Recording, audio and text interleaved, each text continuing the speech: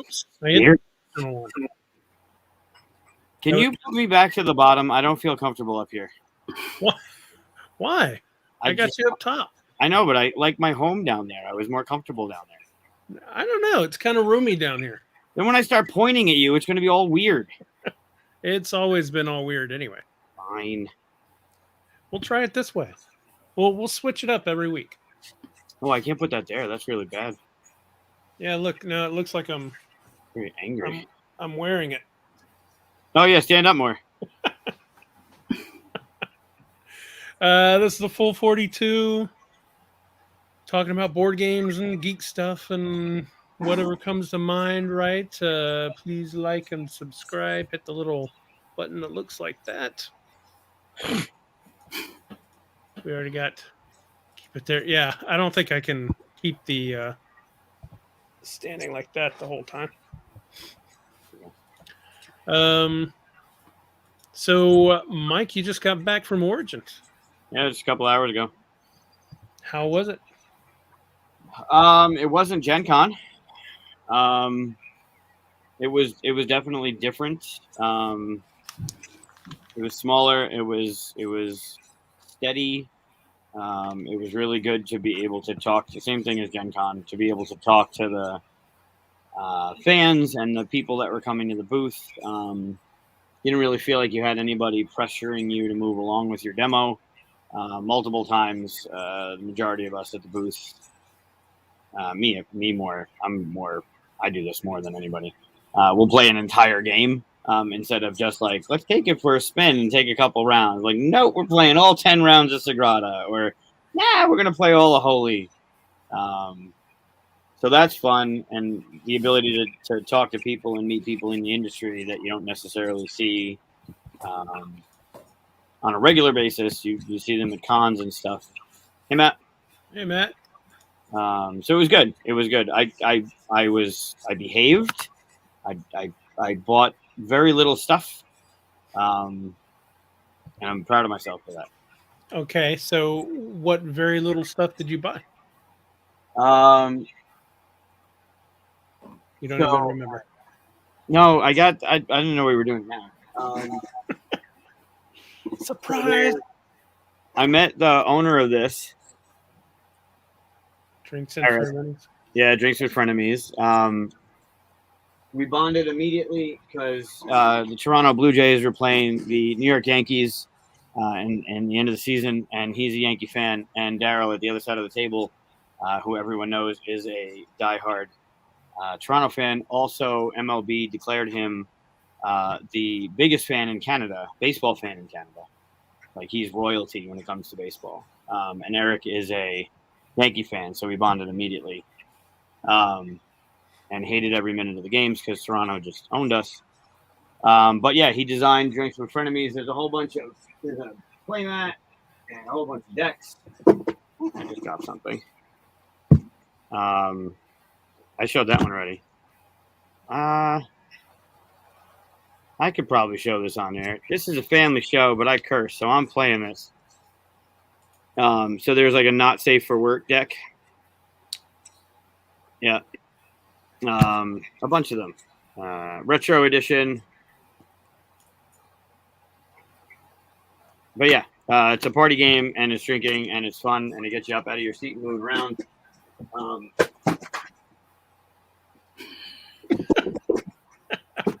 So I got that. I got Catapult Feud by Yellow with the playmat, which looked really good.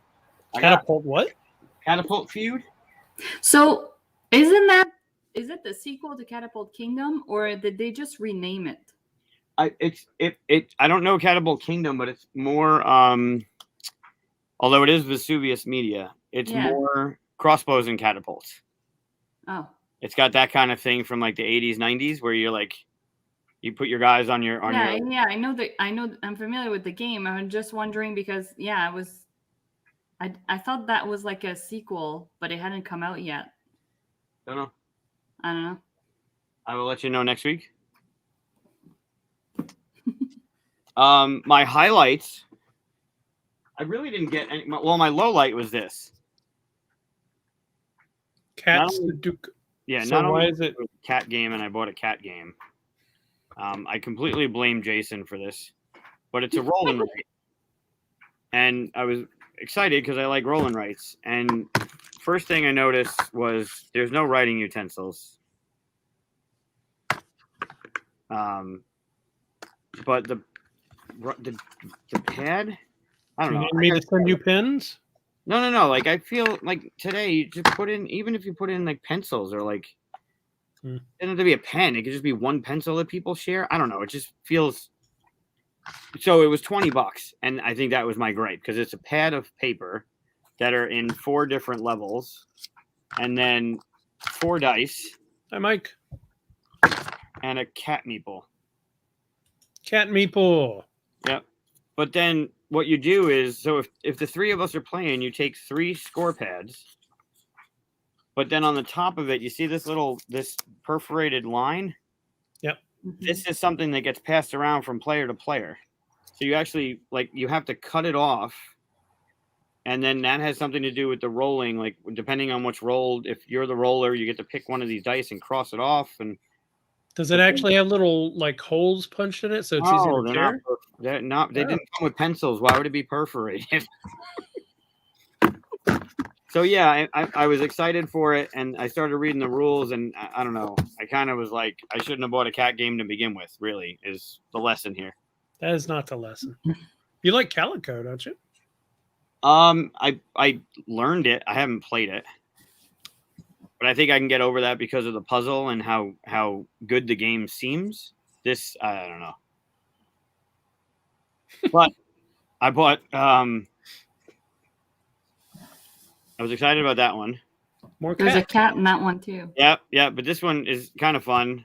It's a deck of cards. You play the cards. On the cards are pictures of course, the cat's on the bottom, right? Here we go. This is going to be the cat episode. Can you rename it the cat episode? You have a hand of cards. You play a card. And on your turn, you're literally... You're going in order. So when you have your hand of card, you flip over a card to the middle and you say the words in order. So on my turn, I would flip over a card and say taco. On Katia's turn, you'd flip over a card and say cat. Chris's turn, flip over a card and say goat. If at any point what you say matches the card, you slap the deck and the last person there gets the cards and you want to get rid of your cards. But every now and then, can I get one quick? Why would you slap the deck if you're trying to get rid of them? Because if you slap it, you don't take the cards. Oh, okay. Is this 2-player only? No, multiple player. Then who gets the cards if you're the one that slaps it and it's a 3-player game? Either the person that slaps it picks, or it's the last person to slap it. I don't remember. There's a gorilla. Oh, multiple Arguably. groundhogs. And narwhals. And whenever they come up, no matter what you say, you have to either beat your chest for the gorilla, pound the table for the groundhog, or do this for the narwhal, and the last person to do it, then slap the thing, and then that's how. It's just fun. I don't know. Why do you know what drinking games your mom played in college? What? Tim. Oh. But my highlight is this little guy. Okay. This is my phone. This is the pack. Wow. Gum. It's a little deck of cards with every letter of the alphabet once, and a few pass cards. If you're screwed, you pass. The vowels are up on top of on the table. They're good for every round. But you shuffle these up and you divvy them out to people. And then our objective cooperatively is to get rid of all the cards by spelling words. But you can't say what you have. You're not allowed to talk, hence the name. And so on my turn, I would drop down a letter.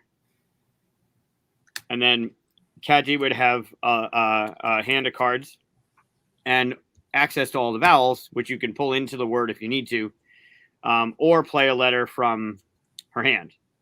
So depending on what you think would be a good word or another thing to put in there, you'd play a letter. Chris would go. If at any point we think the word is good, we can vote. If everyone is unanimous, the word counts. If it's 5 or more, the vowel gets turned over for an extra point. If at any point you don't think it's a word, you gotta put your thumbs down and then you check, and then something else happens. But yeah, it's kind of like the game, but with 26 letters, and you win if you get rid of all the cards. I was surprised by it. It's weird the cards are that thin, huh? Yeah. Well, they have a bunch. So Chris Handy is a designer. I mean, they're really tiny. Yeah. But I also got. Did they both fall? Are you shitting me? So there's 2 more over there. One is colored dots on cards, and you play them down. And you're trying to get a box of so many with all 4 corners the same color to score. And then another one was like an area control game about orcs and stuff. It was same shape, same little gum pack. It seemed like a decent amount of game and plus it was $5. So like for $5, I feel like that was my winner of the con. However, there's this fun thing. Over under ostrich. So when I was a bartender for 4 years, and one of the things that we would do to win. Oh, that's interesting. They all have 3-letter names. What do they? Who does? Corey was saying those games you're done, the sh and whatever else. Oh yeah, every one of them. So there's orc. The other one I got was box. This one's sh. Yeah, they all have 3 letters. Kind of like next moves. All their games are 4-letter words. Sure, yeah. So when I was bartending, one of the things we would do to, we'd bet $1 to win free shots is we'd take coasters and we put them on the edge of the bar, and you'd flick them. Like you'd come up underneath. If this was hanging over the thing, you'd come up underneath it and then try and catch. Why don't I do it off screen like a jack? You'd flip it and try and catch it. And then the challenge was how many could you do? 5, 10, whatever. This game does the same thing with cards, and the cards are all face down on the table, and they're all ostriches, and you're trying to catch them with your like ostrich, like whatever. But I mean, they're different ostriches. They're different ostriches. And you have to do what to make an ostrich? No. It's you just gotta catch the card when you flick it. They're all ostriches. Except, I mean, like you have to make an ostrich with your hand. No, like so it's hanging off the edge, and you're gonna flick up with your hand and catch it. Oh, and that makes an ostrich. Well, like you're trying to, But there are razor cards. I was just trying to see how many times I could get you to do the ostrich. Yeah. So if you do it and you get the razor card, you can do that to one of the other people's ostriches and take it away. I don't know. It seemed really fun. It seemed fun. So you hadn't played it yet? No. I mean, we played it in the booth. The guy taught me the rules. I mean, the rules are on this. Like, it's not hard. Just seems like a fun. I don't know. Yeah, portable games. Yeah. So I went small and I went cheap, and I think it paid off. Nice. Yeah. Cool. Yep. That was it. I thought I got more. I really didn't. So. You had 5 days at Origins, and that's all you brought us. Yes. Because Gen Con I brought back way too much. That's true. Also, Origins this year on Thursday was noon to 1 a.m. just open gaming, and the exhibit hall was just Friday, Saturday, Sunday. So for 3 days. So it was a little fun. Yeah. Hey, so Jim in our Discord gave us 25 Marvel trivia questions. Let's do it. You want to see how many we know? I haven't looked at them yet. They're on our Discord. So if you haven't been on our Discord, I have not put I don't think I have it in the... Oh, yeah. It's in our description right now. You can go to our Discord. But here, you can see all my servers I'm attached to. Troubles. You should move the QSCon one up a little bit more, I think. What's KuzCon? Yeah, QSCon. And then why are you not in the Third World Studios one? There's more down there. I am. Why is it so low, Chris? That's really... I didn't even know you can organize those. I don't know. Just click it and drag it. See, I didn't open this up to be judged. I brought up the questions to be judged. All so right. is this cooperative? Are we working together? Yeah, let's just see how many we know. Okay. Yeah. So I think he said he made one question per film and per show. So some of these maybe you haven't seen them or something, but Okay. so an Iron Man, what is the name of the missile that Tony Stark was demonstrating in Afghanistan? Ooh. I remember how it worked. Nope. Let's I see. have no idea. I remember that it was like a one that kind of like split into a whole bunch of them. Remember? And then they hit the mountain behind them and went, Mm-hmm. wow, I don't remember that one. And if we don't remember, let's see if chat knows. Let me see this here. All right, what I want to say it was something like the Widowmaker or the Phantom or something because it blew up that mountain. Right. Yep. Don't know that one. We failed that one. And I almost rewatched Iron Man this week too. Peacekeeper? That sounds. Peacekeeper. That's what Mike's saying. That really sounds like. I think Mike might have it there. Who drinks the gamma infused soda in the beginning of The Incredible Hulk? Well, how long has it been, or if you've even seen it?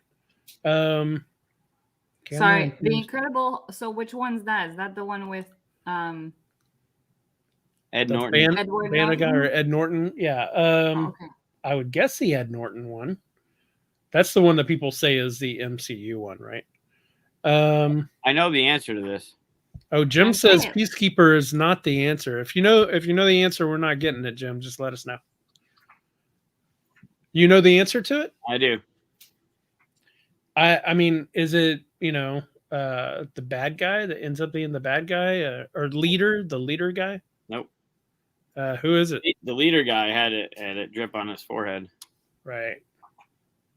I don't remember it very well. I watched it maybe once or twice when it first came out.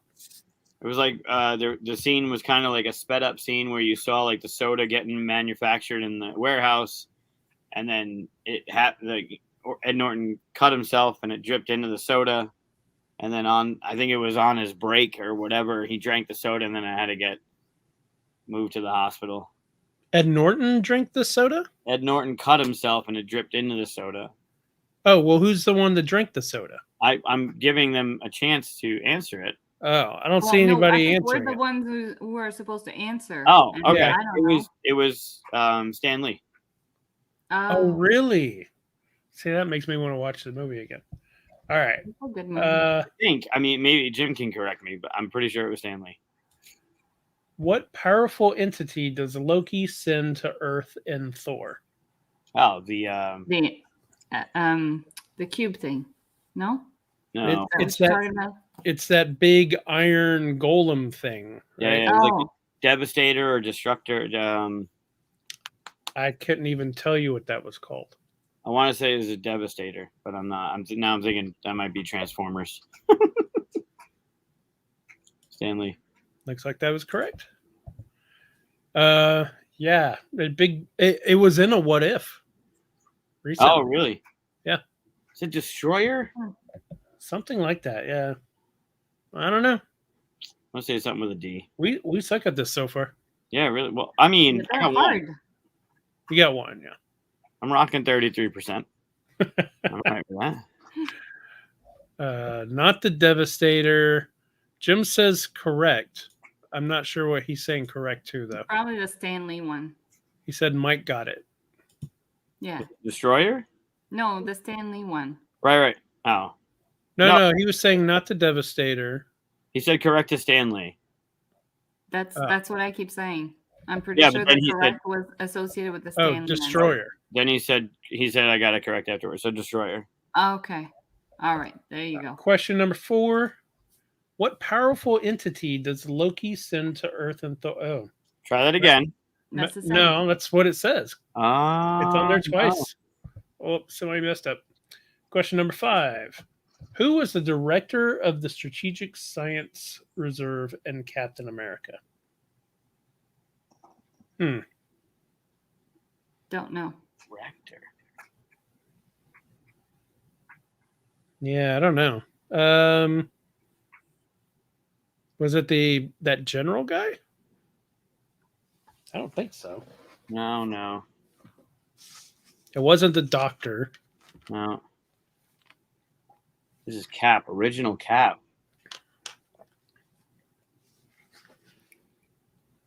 Man, that's a good one. Yeah. Oh, Jim says here's what it was supposed to be. Question number 3. What was the original element powering the arc reactor in Iron Man 2? Man, these are tough. Yeah, they are. Was it like, I don't know, lithium? No. Was it? It couldn't have been vibranium.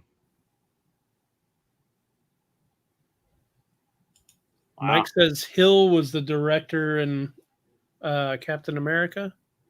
Was it Hill? Maria Hill? No, but maybe it was Maria Hill's father or grandfather or something. I don't know. Maybe.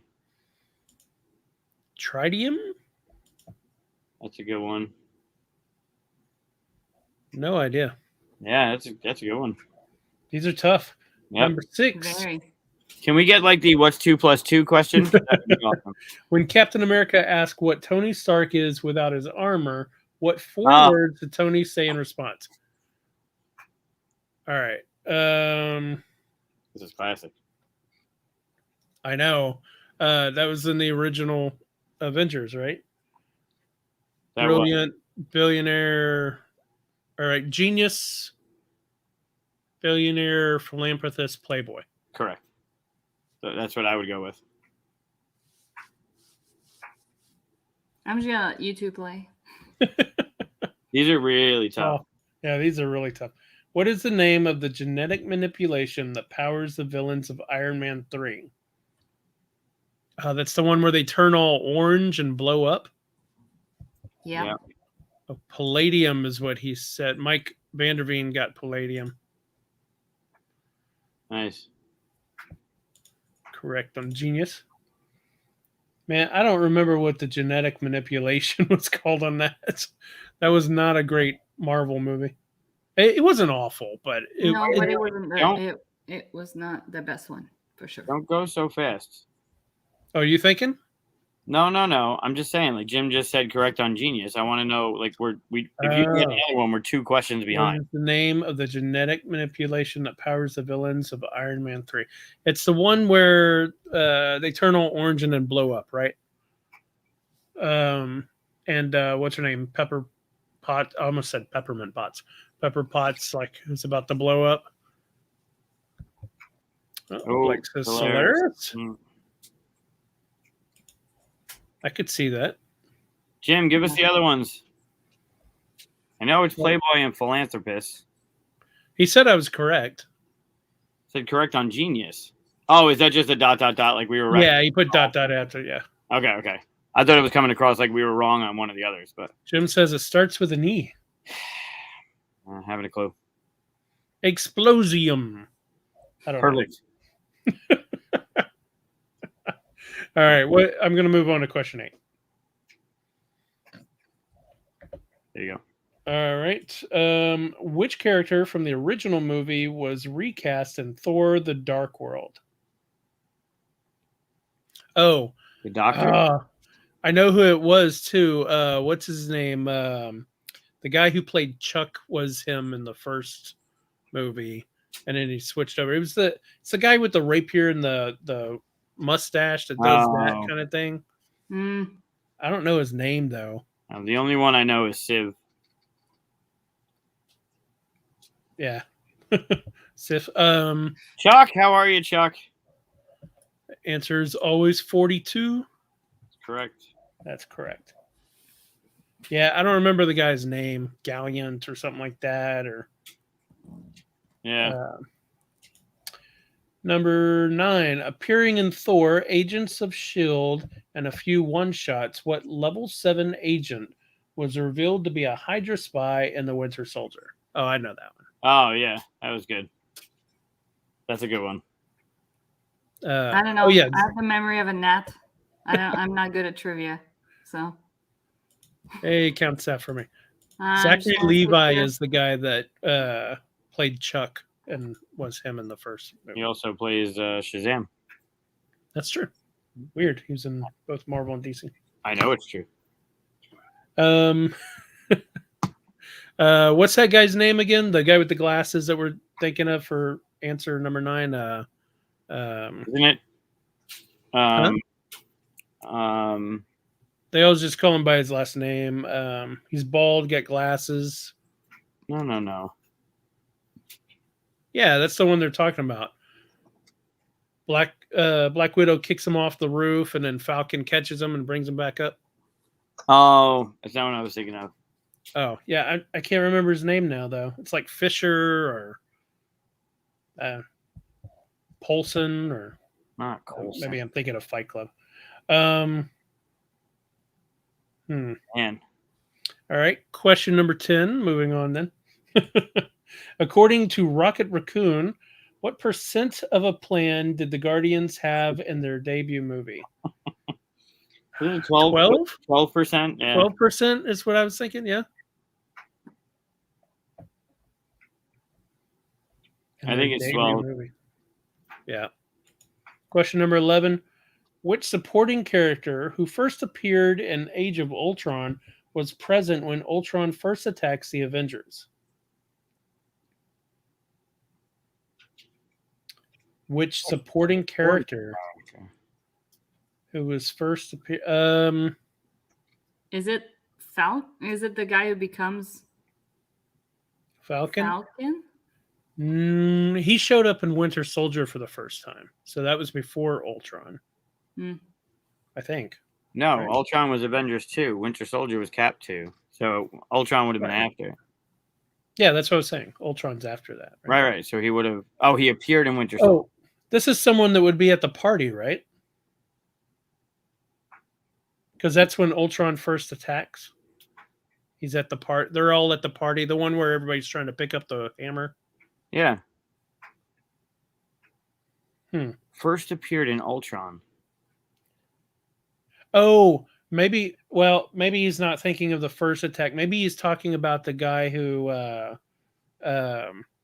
can't remember his name now, but he's the guy that gets his arm cut off by Ultron, and he shows back up in Black Panther. Oh, guy who plays Right. Gold. That's not the first attack, though. So I'm not No, sure I he understand the definitely question. wasn't at the party. Yeah. All right. Well Man. then. Unless he means like Vision or something like that. No, he said yes at the party. Oh, at the party. That's what he said in the comments. Yeah, I don't remember. But they weren't. Were they there when they were trying to pick up the hammer? It was the attack at the party. It was during the attack. Yeah. Only a few people were left over at the end of the party, right? Yeah. It was them trying to pick up the thing. Yeah. Stanley was already drunk and escorted out. Right. Yeah, I don't remember. That's weird. No, Mike, he wasn't at the party. Jim says it's a woman. Was it Agent 13? It was a woman.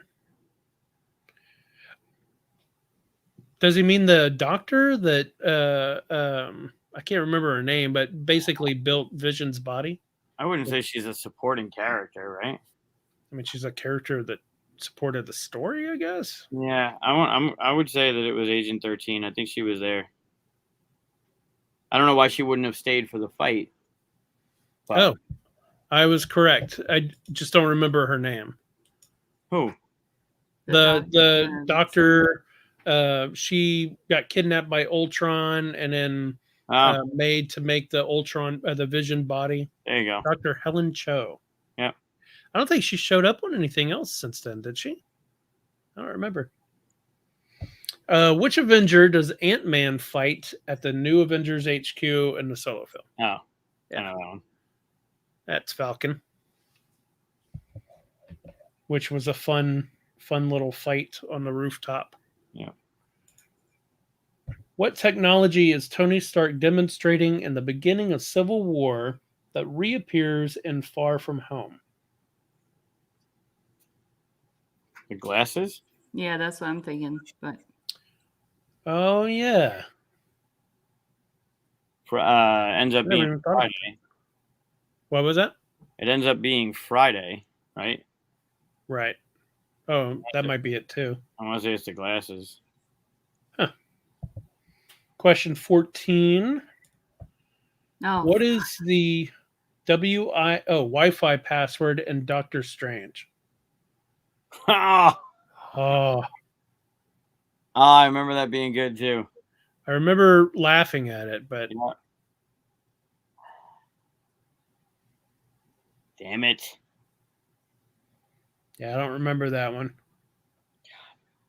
Can't these be like what color was Thor's hair? Like, It's like Magic 1, 2, 3. I don't know. oh man. No, it was something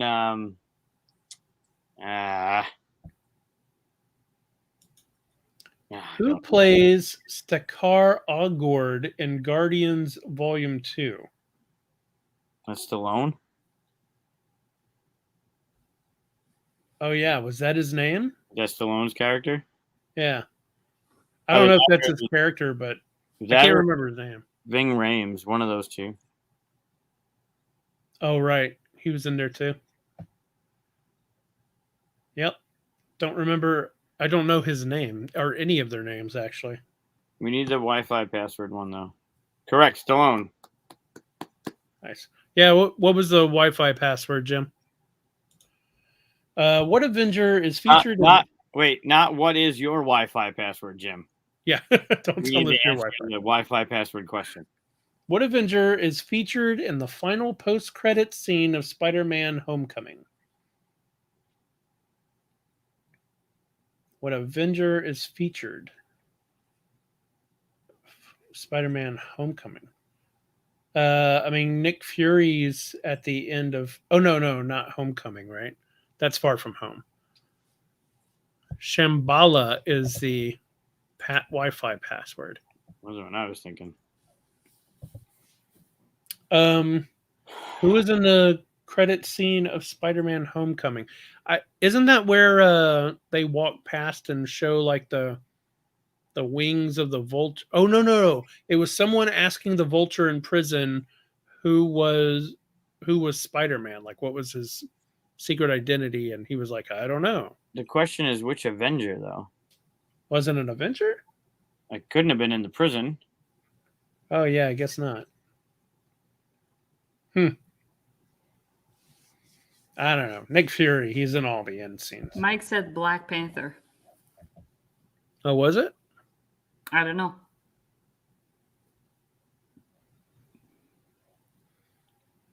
Oh, that's the first scene. Oh, there's more than one scene. There's two scenes at the end of. I don't remember. Was Rhino in that? Or I'm thinking of the other Spider-Man. Avenger. Hint, patience. White Wolf? That wasn't the end of Homecoming, was it? I don't think so. Was that the end? That might have been the end of Homecoming. We go back to Wakanda and there's. That wouldn't make any sense, though. Why? Because the next one was Infinity War, wasn't it? Maybe. Yeah, I think so. Well, let's find out. What comics veteran voiced? I don't know who did. How do you say that? Surtur Yeah. and Thor Ragnaroks. I don't know who did the voice. I didn't know that was somebody. Oh, Vision was in. That's what Mike Vanderveen says anyway. Huh. I don't know who did the voice. I didn't even know that was someone to look up. Yeah, I didn't know. That's kind of cool. Question 18. How many Wakandan tribes are there in Black Panther? It's 5, right? I'm gonna go with 4. Yeah, Just I'm because. thinking 4. I think there's 4, but then M'Baku is the 5th one that's kind of set aside. Could be wrong. No, Clancy Brown did the voice. I don't know that name. no. In what order does Thanos collecting the Infinity Stones? Dear God. Ooh. All right. Well, he starts off with the power one, the purple one. Yeah, He has that right at the beginning where he's like sticking it to Thor's head, right? yeah. He gets So he gets a Tesseract right. from Loki. So that's space. Let's see. The next one, does he get the soul one next? No, he gets something before that. Where does he get the next one? Didn't he I'm get missing the middle one, but I think it finishes with the green one and the yellow one, the time one, and then the Right. So I don't Gets know the which time one's the middle. one, then the whatever. soul. It's got to be red or something. Yeah. So, from the scepter, the mind gem is what he would be. Oh, no. Sorry. From the collector, the reality gem, where he turns Star-Lord's gun into little bubbles when he shoots. Okay, so what's the order then you're saying? All right. So the order is Purple. purple, the power one. What did I say after that? Tesseract. The Tesseract, the space, then Reality? reality. When's he get the mind one? He's got to get the Last. soul one No? and the mind one. Oh, the mind one is the soul, the vision one. That's where Yeah. they got it from. So green. All right. There's the time one from So the Dr. time Strange. one, and then the vision soul gem. Yeah. Okay. Team effort. And what year did Janet Van Dyne originally disappear? 1972. No, that's too late. Well, maybe. I don't know. I was just guessing. What's that from? That's from Ant-Man, right? Wait, that's not right. Would that be Ant-Man? His wife. Yeah. Oh.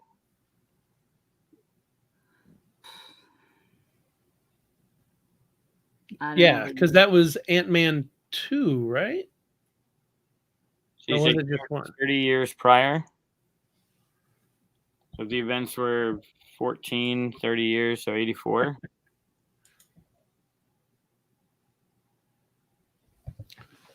Yeah, I can't piece that. I'm not sure. I say 72 for fun. I'm going to say 84.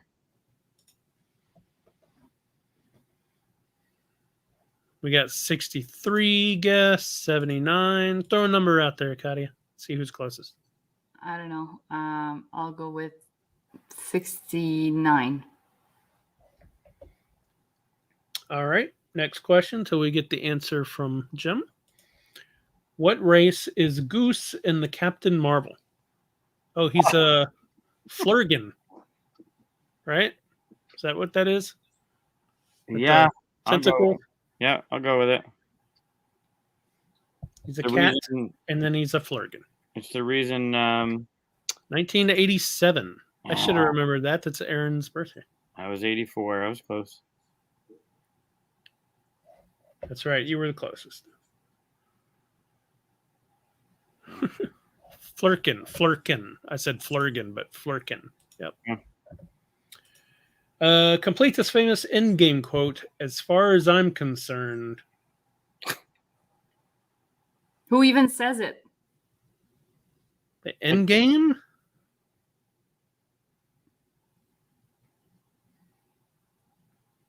Man. Was that Thanos saying, like, as far as I'm concerned, all of humanity can die or something like that? I don't know. I feel like we should have been given who says the quote, first of all. Huh. This is crazy. He says Ant-Man down here. Maybe Ant-Man's the one that says it? Yeah, maybe. In reference to Captain America. Oh, the thing about his ass? No, because he was all by himself whenever he said that's America's ass.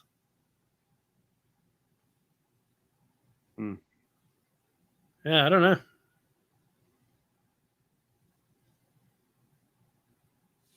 Nothing. As far as he's concerned, yeah, I don't know. What alias does Spider-Man unwillingly acquire in Spider-Man Far From Home? Alias. Spider Boy. I think they call him Spider Boy at one point. Oh no, that's in Far From Home. Is it? Oh, it's whenever he wears the black outfit. Man, I need to see that movie again. I don't remember what they call him though. Who gave it to him? Was it? I think he like patched it together because he didn't have his outfit or something. Yeah. I only saw that movie once. I should see it again. Question number 24, because we don't know. The majority of Black Widow takes place in what year? Oh, I haven't seen it, so I don't know. Me neither. I haven't watched it, so. It's on you, Chris.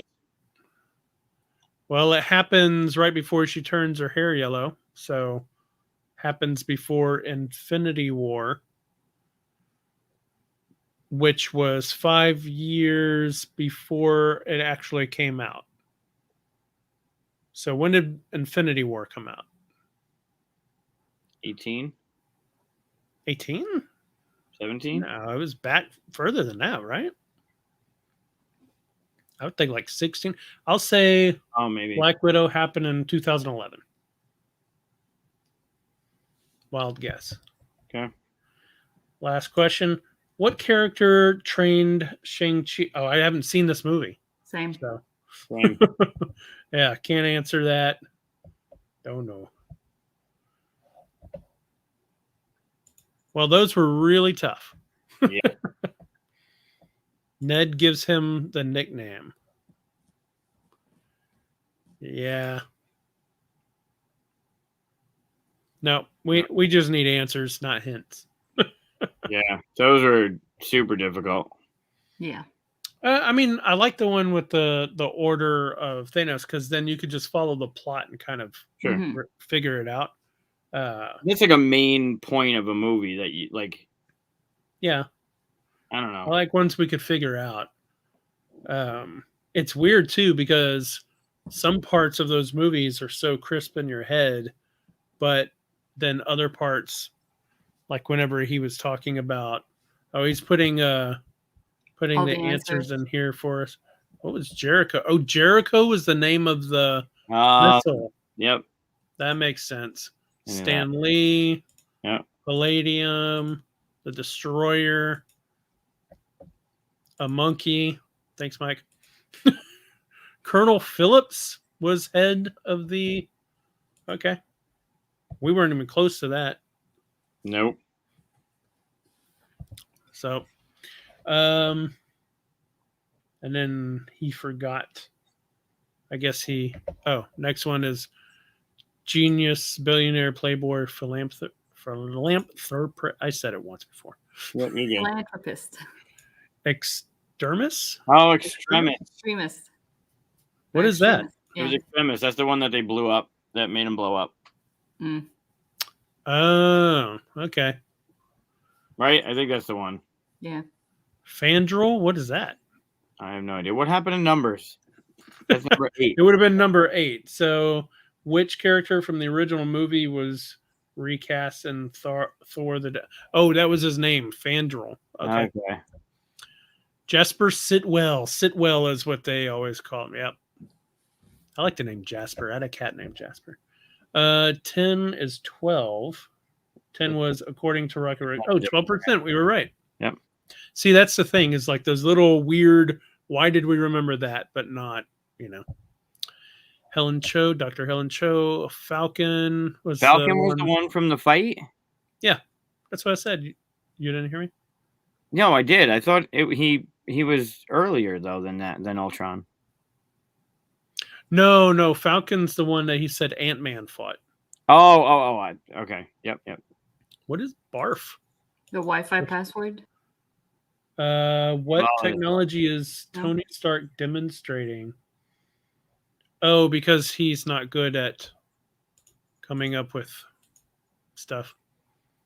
Sylvester Stallone, Captain America, The Patient's PSA. What was that? What 16? What Avenger is featured in the final post-credits scene of Spider-Man? Oh, where he's talking on the screen and he's all like, "Remember this, kids." I forgot about that. Yeah.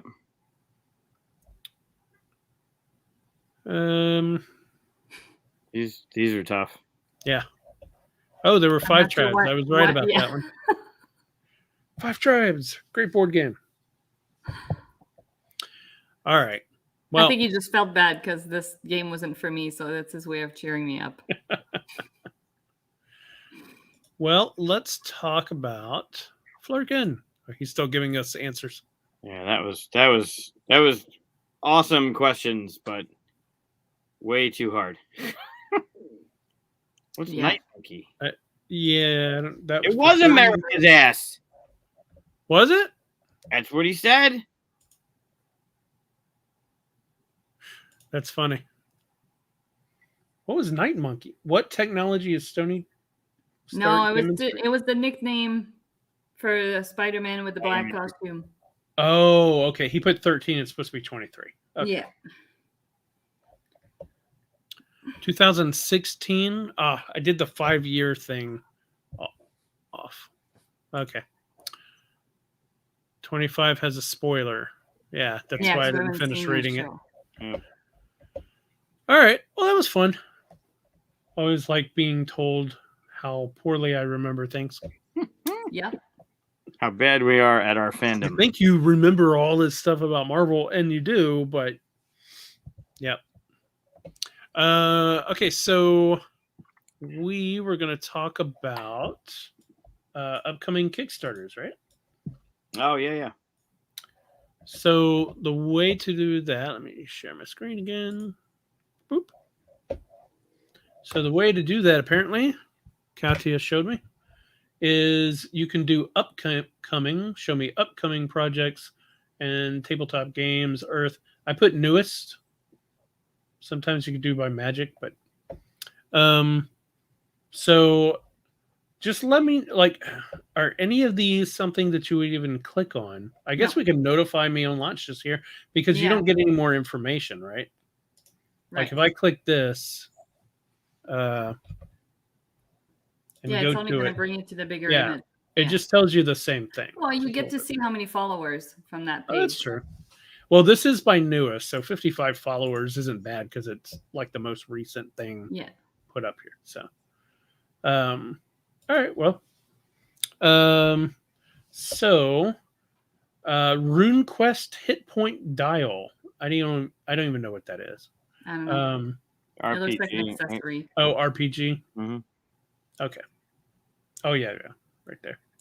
This is light text. Ultimate rock paper scissors. No.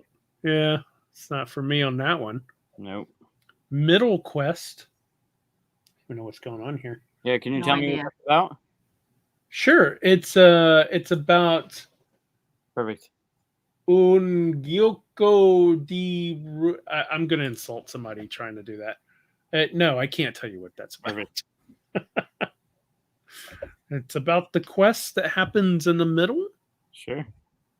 Grid Ball. Yeah, no. Wow. Okay. A grid-based tabletop sports game. No. I can't tell you how many of those words are making me not click this. Sweet Beasts.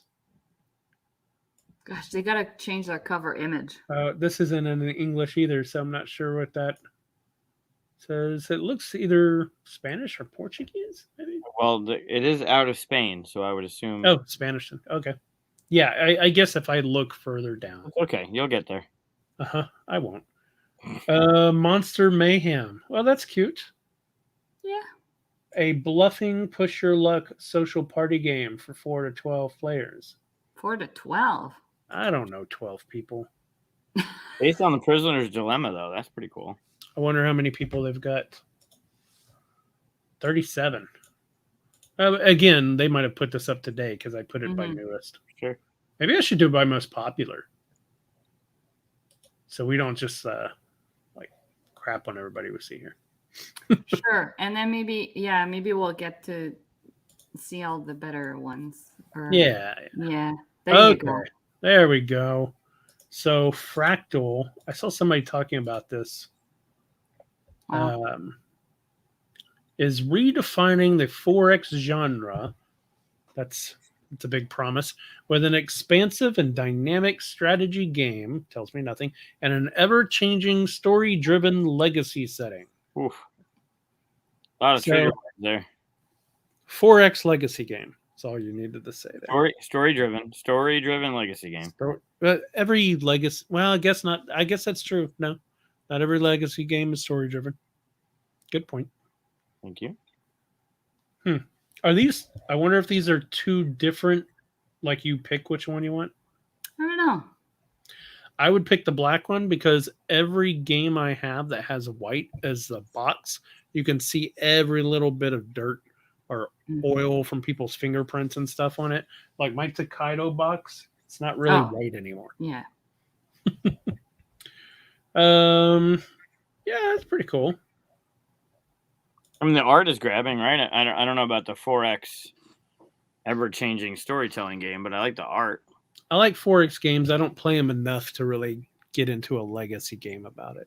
But Resident Evil, man, this art is not grabbing me, even though the IP is. Yeah. Yeah, it's going for that feel of when you first played Resident Evil. Wow, 5,362 followers. The last one had 6,300. Did it? Yeah. Yep. Nice. Wow. Yeah, I mean, if they're going for the old look, I was about to say this looks like, late 90s video game kind of thing. That's the font and the cover, maybe not the cover, the rulebook cover of the PlayStation version of Resident Evil. All right. I never played it. It's cool. You got the Capcom license too. That's pretty neat. Oh, that's probably why they're going with that look, huh? Mm-hmm. I'm intrigued in that one. Yeah, this one looks good. 15,000 followers. Whoa. What? I think it's based off a video game as well, if I'm not mistaken. +1. I told you, yeah, I actually pulled this up on our Discord. One of the pictures that they put up for advertising was so poorly done. Like the box, you take the box and you kind of do this, so it's got a little perspective to it and stuff. It was, you could see it was all displayed wrong, looked weird. I was like, I don't know if I trust people who can't even make a box. The only ad I've seen from them has that little creature, and he's super cute. So I can see why they're. This just makes me wish. Yeah, seriously. Emerson had the Metal Gear Solid game through IDW, and that I didn't look into it. I know it's not working, and I know it was not a pleasant thing for most people involved. Huh. But yeah, Metal Gear Solid by Emerson. Jeez.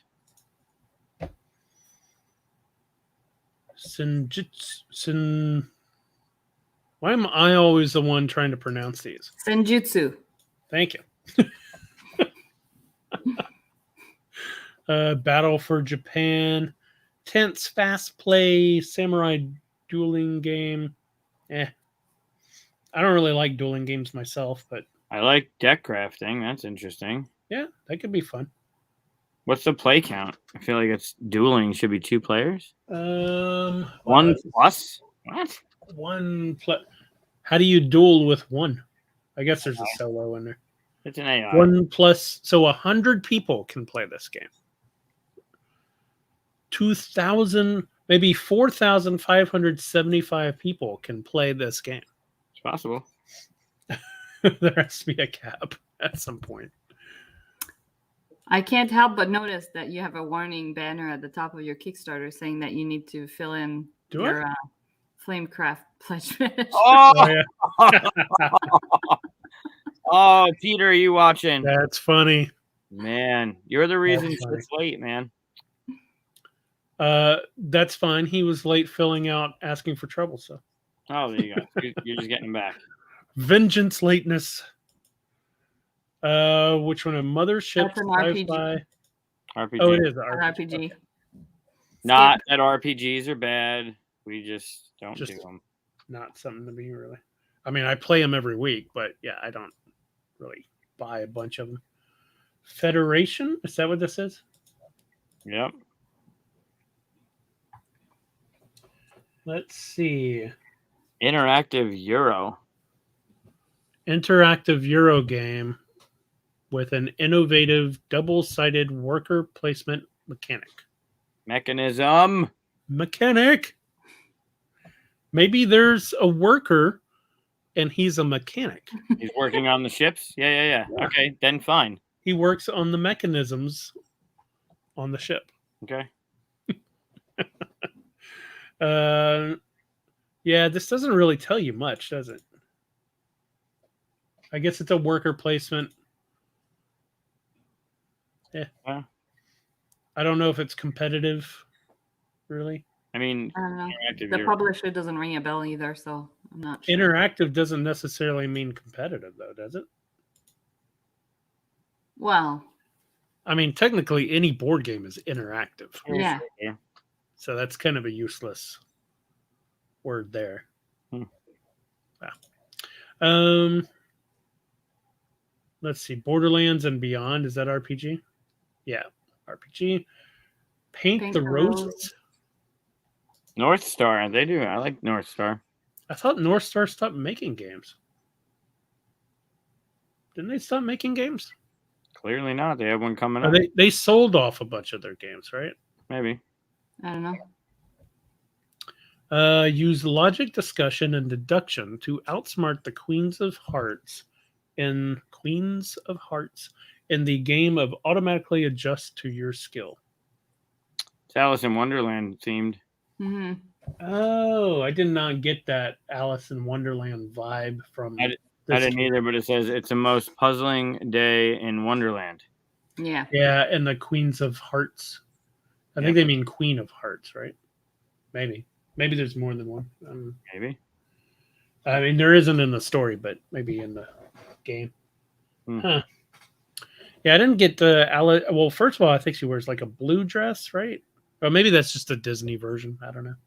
That's the thing, is they might just have tweaked it so they didn't need to get IP rights. So Magical Friends. That sounds fun. Those are like the best friends. Man, they need to make this image bigger. I can't see anything. It's a lot of wasted space around it. Yeah. How to summon them? It's easy to learn. Tricky to win.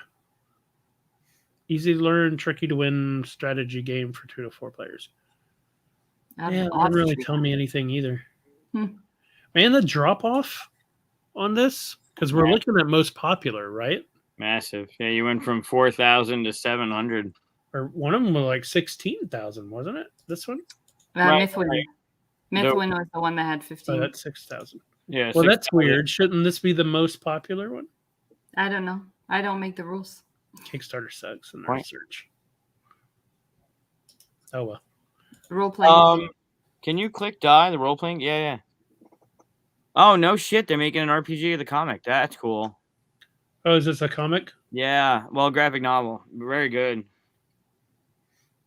Huh. Wow, that's cool. I recommend the series. Jason from the store, he recommended it to me, and I was pleasantly surprised. See, this one was below the other one. It's got more followers. So, yeah, clearly it's not done exactly by popularity. I don't know how they... It could be when it was launched and how many people it backed over the last couple of days or something. Or signed up, because they're not live projects. Or how many have signed up within the amount of time that... Yeah, that's true. Mm-hmm. Oh, what's that book of Ebon Tides down below? Is this RPGs? Which one? Yeah. The Book of Ebon Tides? That sounds familiar, Ebon Tides. Is that an RPG thing? When they say 5th edition. Yeah, it's an RPG. That's why it's The artwork caught my Yep. I know sometimes the artwork for this stuff really grabs you. Let's see. custom minis. Yeah, minis. Thunder Road Thunder remake. Road Vendetta. Didn't this just come out? No, it's restoration. They're redoing Thunder Road. Oh, okay. What I'm thinking of the one that was what's his name? We had a recent one. I think you and I both backed it for the 42 sticker with the cars. Oh, Thunder Rolls. Yeah, Oh, that's what I was thinking. Rolls. King Hill. King of the Hill? That's a different. I'll never play this game and not think of King of the Hill. Card battle with your worker placement and engine building aspects. Yep, I like that. And drink beer with your friends on the side of the street. Yeah, that sounds fun. Sure. Engine building, worker placement. Yeah, I like those two things in games. Bardwood Grove. I keep seeing people like reviewers with that one. Yeah. Almost at 5,000. Oh, Final Frontier. That's why. Oh, look at that. I could be number 5,000. I'm just You could. There you go. Do it. I'm number 5,000. I didn't read it. I was just doing it to be 5,000. An evolving achievement-based Euro game. Achievement-based. What does that mean? For 1 to 4 players, where each player assumes the role of a fantastical bard. Well, I like the theme, so I would back it anyway. Or not back it, but at least. Number 5,000. Collab. Yeah, I have no idea why they even canceled that campaign, because I'm pretty sure it was funded. Was it? Oh, was it? Oh, it was one of the ones that, like, oh, you're funded but not really funded kind of thing. I don't know. I don't know. I think it's John Gilmore, right? Is it John Gilmore and somebody else? I don't know. Well, I would expect more than 184 followers. He's got a good history with games. They might have just launched it too, right? That's true. Again, you keep crapping on the number of followers. No, I wasn't like. I was saying I'm surprised because with John Gilmore, you would think there'd be more followers. So, yeah, especially if it's going to be a relaunch. But yeah, I was pretty sure that now I got to look it up. Yeah, it doesn't say whenever they open this up for people to click on it either. And sometimes, a lot of times, people will open this up and then not tell people yet because they're not ready to. Right. So, might be the case. What else are we interested in? Order of Cthulhu. Those are just miniatures. Oh, sorry, my mistake. They were not funded. Oh, okay. It canceled at 60%. They had 439 backers for collab. It looks interesting. It looks like a mesh of. I'm going to go back to it. It looks like a mesh. Hold on. Let me just show you. This is what you see on the Kickstarter campaign page. I remember seeing the booth at. What do you see again? Huh? Can you show it again? Oh wow, there's a lot of stuff to it. Yeah, and I remember they should make that the image. Gen Con, and can you shrink me a little bit? How about that? Stop that.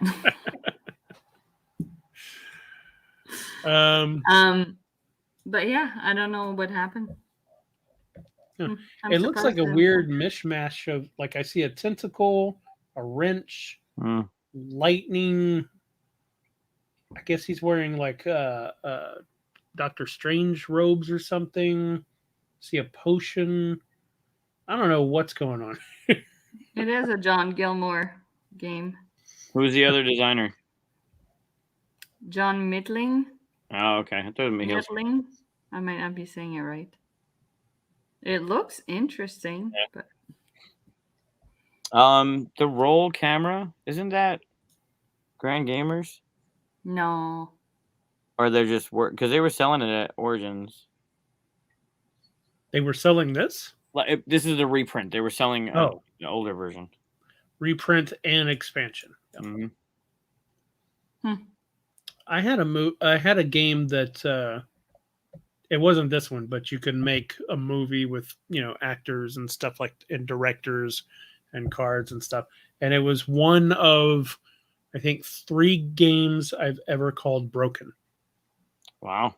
Like we actually had to stop playing because of a certain combination and you couldn't go any further. Wow. I rarely use the word broken. Oh, that's somewhere under the rainbow. Look at it. Well, that's going to be in my head. Chroma. Chroma? Oh, that's the one with the colors. Yeah. Oh. Yeah. Is it light up? I don't know if it's lit up. Let me look it on BGG. Arm yourself with an enchanted plunger and collect colorful pieces of unicorn poop to create stunning rainbows. Enchanted plunger. Yeah. Okay. Hold on, I'm looking it up because I want to. The cover of the box actually looks really nice. It's really pretty art-wise. The theme, though, I don't know about that. Mike. It's a line of sight type game. You talked about this. I'm not sure if you talked about this. I might be looking at these comments a little bit later. Oh, maybe they talked about collab. Oh, okay. Maybe. I haven't been on Alabama in maybe a couple weeks.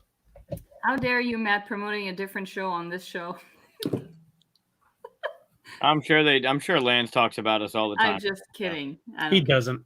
No, I'm sure he doesn't. He said that show once. Yeah, sure. Mythic Roll. No, 5th edition role playing.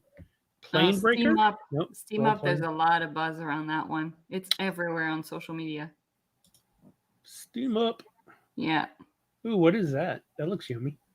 Yeah, it's like the thing I think rotates. Like it's dim sum. Yeah. I think Peter was just talking about dim sum for like half a day on Facebook. Yep. I've never had it. I've never had it. I was jealous. Yeah, it's really good. By Hot Banana Games. Up in Canada, Vancouver. All right. Dreamweavers. Ooh, dream. Yeah. Interesting. I can't tell what's that on the. I can't tell what it is in the middle here. I wish you could expand. Looks like a Reaper almost. Yeah. Huh. That looks interesting. Got a circle board. I like circle boards. And my chair keeps falling down. Keeps shrinking. Show Morpheus, the god of dreams, that you have what it takes to become a dream weaver. They should have really put in the description some of the mechanisms because that tells us nothing. Yeah. Yeah, Matt, they're up by you in Ottawa. You need to contact them and help them out. What? Edit the space. I don't know what he means by that. Terra Eternity. That's an awful name. Interesting cover. I like the colors. The world's biggest challenge is waiting for you. Play together or compete with up to 6 players and become the most sustainable player. The only thing they've told me is that it's 2 to 6 players. Yeah. Or 1 to 6, I guess. It's cooperative and competitive. Yeah, that doesn't tell me anything. It's one of those, and they added something else. Also, what that means.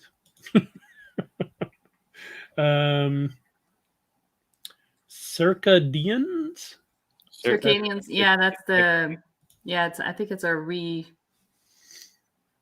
Like they just changed the art, and then there's a Chaos Order. I think is new. First Light, I think, was the first one. The artwork's different. That was the one criticism of the first one, was that the artwork was oh-hum. No one ever looks happy in sci-fi games. Pardon? Sorry, I was just saying, no one ever looks happy in sci-fi games. You ever notice that? Like, you never see them, like, smiling in their armor and all that stuff. Yeah. Yeah, this was the cover of the first one. Nope. Thanks. Oh, yes, I remember that. That was awful. Right? That was awful. Yeah. Yeah. Not to be mean or anything, but no, but that just and that's the thing, is people were saying the game was so good, and I was like, man, the artwork really, really killed it for me. Like I would have had to, it was a game I would have had to like have somebody have it on the table and say, hey, let's try this. Sure, I'll try it, but I would have never bought it based on that cover. They're talking about Kurt. Yeah, William Shatner, I guess. Yeah. Being 90. I saw William Shatner once here at a convention, and he spent an entire hour talking about horses. So horses. He loves horses. Has a ranch and all kinds of stuff, you know. Sure. Never once said anything about Star Trek. So. Probably. I mean, I don't blame him. Hush it, you. Heroes of the Shire. I like the sound of it. A fantasy-themed turn-based combat RPG. Oops. It was in boxes. I didn't think it was an RPG. Yeah, I wouldn't think that either. Not that they don't come in them sometimes. Quantum Shock. That sounds forgetful. And looks expensive. A cooperative, blah, blah, blah. Sci-fi and horror board game with miniatures. Control time, space, matter, and reality while developing your quantum skills. What does that mean? Quantum skills. Looks interesting. I wish I could see more of it besides just minis scattered all over the place. Girlfriends only want boys who got quantum skills. Medusa, is this RPG? Drafting? I know, but that cover is just, that image is not doing it.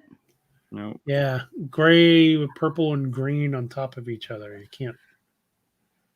Very flat. Yeah. Trying to see what it is, and looks like a Viking fighting Medusa. What is drafting the path building? What? In the lower right, it says, I assume that's 1 or 2 players, and then it's what, 6 to 12 minutes? Yeah, 1 or 2 players, then 6 to 12 minutes. That's a clock. It's either it's a clock. Oh, so it's either hours or minutes. 1 or 2 player that could take a half a day. Oh yeah, no, it's called micro game that fits in your pocket and folds into an envelope. So yeah, it's gotta be like a quick filler. 6 to 12 minutes. Thing. Micro Medusa.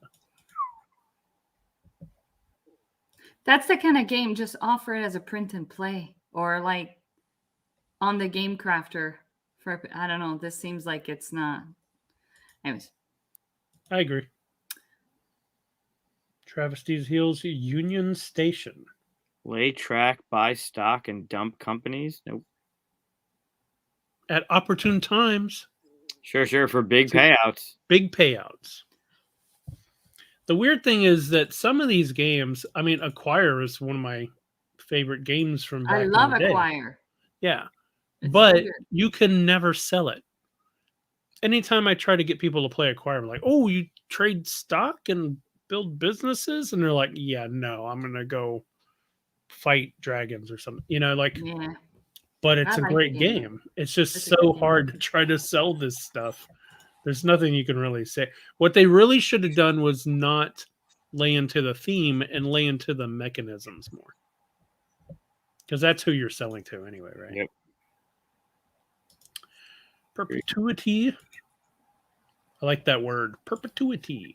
So you can pronounce that, but you couldn't. English is not my first language. That's a lie. It's not my first language. It's my only language. That looks cool, though.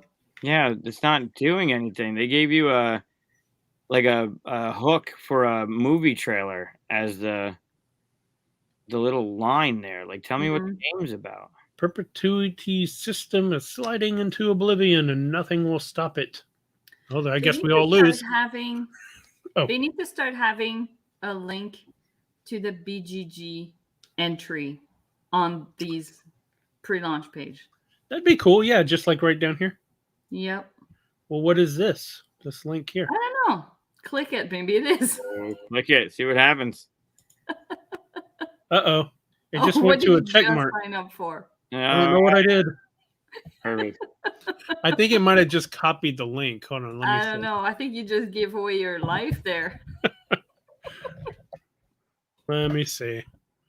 Yeah, just copy the link into my clipboard. But yeah, that's what they should have for games. Is you should have little BGG because they only allow you the one image and like I forget what the max character count is, but it's not very much. Yeah, this is just the subtitle you get to put in there, and the problem is in the search sometimes like only that shows up, right? Yeah. So you don't even have this much. Yeah, so they should have a way to just quickly click and link it to BGG or something. Or just say it's a 2 to 4 player space opera with these ideally mechanisms. Yeah. That's what you're supposed to do, I think. Sci-fi game is what I got from that. Perfect. What is the skirmish game? Miniature tactical skirmish? Good thing we don't have any of those. I want to see that one, the Aldara. Yeah. Aldara Reborn. Airships are cool, so that's where they get me. Fast-paced game of airships, war, and exploration. Defeat rival factions in a rush to control the lost nation of Aldara. Come on. A free STL, so you can print your own thing. Your own airship. I don't know if that means that it doesn't come with it, and you can just probably. Or it's an add-on, maybe. Maybe. I mean, STLs are a dime a dozen on the internet. I don't know if that's really a big grab, but yeah, I like the artwork and the theme and stuff. Unfortunately, the whole airships war thing doesn't really grab me, but I'm sure it'll do pretty well. It's already got 2,500 followers, almost 26. It's from Ottawa too. Oh, well, then I definitely don't want it. Close to us too. Zoo King. I thought that said a tragic zoo building at first. I was like, oh no, what happened to the animals? A strategic zoo building card game, as opposed to a boring zoo building. Building the zoo of your dreams. What were you gonna say? I like the cover, but I like the art. Yeah, I like the cover art. I can't see the rest of it very well, but it looks pretty good.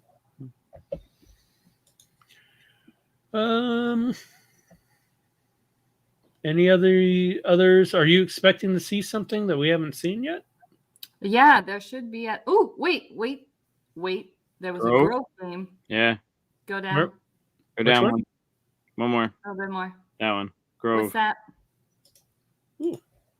Oh, it's the new Orchard. Yep, sequel to Orchard. I never played it. 163 followers. Come on, Orchard was so good. Yeah, agreed. This is good. This was a good one. It's a solitaire game, but it's a really good puzzle. Yeah. Oh, so look at it's a bring it everywhere you go kind of solitaire game. I wonder if solo games. Put it in your purse. That right there. I wonder if solo games aren't as popular as they were last year because of the whole COVID thing. I think it's just I haven't seen anything about it online. Like they need to start getting the word out. There's lots of solo groups on Facebook and. Hey, Peter. And Rush. I like my Peter, airships. you just have to hit the screen, Peter. Oh, Peter. That's funny. What else we got going on here? Any of these grab your eyes? Nothing. Go going down? The one next to Grove, right? On the right? Isn't that Role Player Adventure? Oh, yeah. 5e. Yeah, 5e. That's roleplay. No, it's Role Player, the game Role Player. Look what you made me do. Oh, no. It started us over. No. It's okay. Yep. Started us over. Now we're... Wow, this is you're totally just going different. to go down and then hit show more. Right, but we haven't even seen some of these. Yeah, because we just reached that point. Just trust me. Okay. Just go down and click Right. show more or load more. But we didn't see the big pig game. Yeah, because we were just reaching that point. If you want to open it up. I is don't not a understand pig. why it's talking about a pig, but the thing on the cover is not a pig. Yeah, it's a Yeti, isn't it? Yeah. There's a cow. There's a pig on the cover here. Two Sure. pigs. It's a cooperative food eating game for seasoned gamers and families alike. So we're eating food in the game? Does the game come with food? Cooperatively. So you're going to feed me my food, and I'm going to feed you your food. I want to see that happening. I'm just kidding. It's not going to happen. 1 to 4 piggies, 40 minutes. 40 minutes for a game like this? No. And you know they're lying. It's probably like 2 hours if they say 40 minutes. That's an RPG models. There you go. Oh, we already seen those. What the hell? I told you. They mix it up on us. Well, then I guess we just move on to what we've been playing. Yeah. Because Yeah, we did start with the popular ones, which makes sense because then we've trashed enough people's stuff. All right, let's go to newest real quick. Yeah, yeah. Can you check something out for me? This one? No, just a shameless plug. Can you look at stuff at Legend?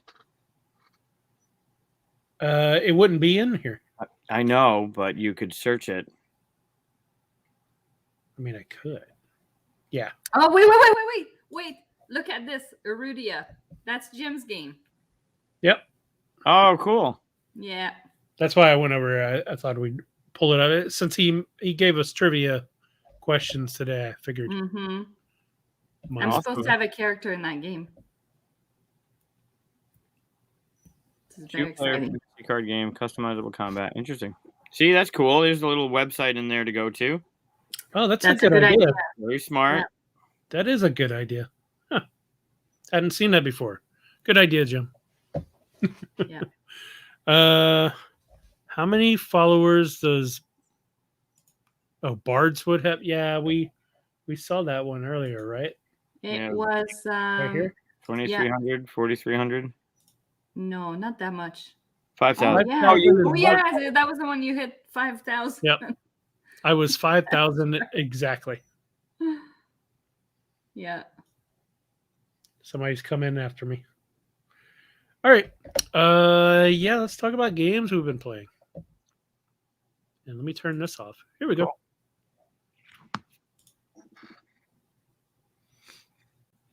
All right, I'll go. What did you play? Peter noticed. He noticed the red line. Yeah. I was. Yeah. I was playing at dinner last night with Jason and Heather.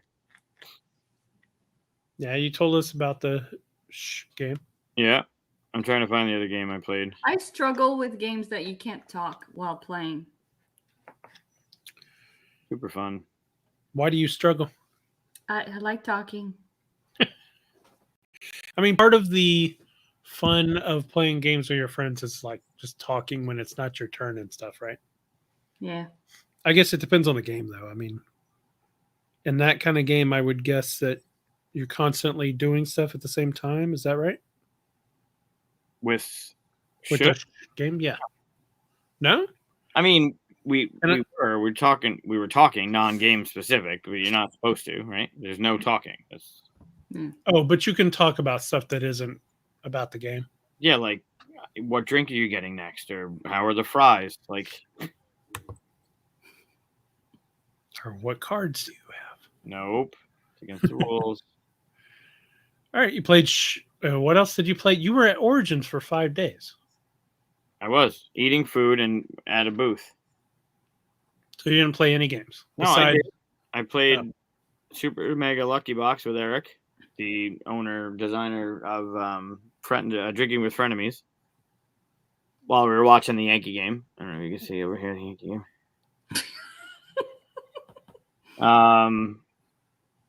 And then lots of food. You played Moonrakers. Tell us about Moonrakers. Yeah. I wanted to show a picture of Ryan texting just on camera. So if he's listening to this tomorrow, you can see a picture of himself texting. Where is? Oh, here's like shows from or pictures from Origins. That was Eric at the Drinking with Frenemies booth.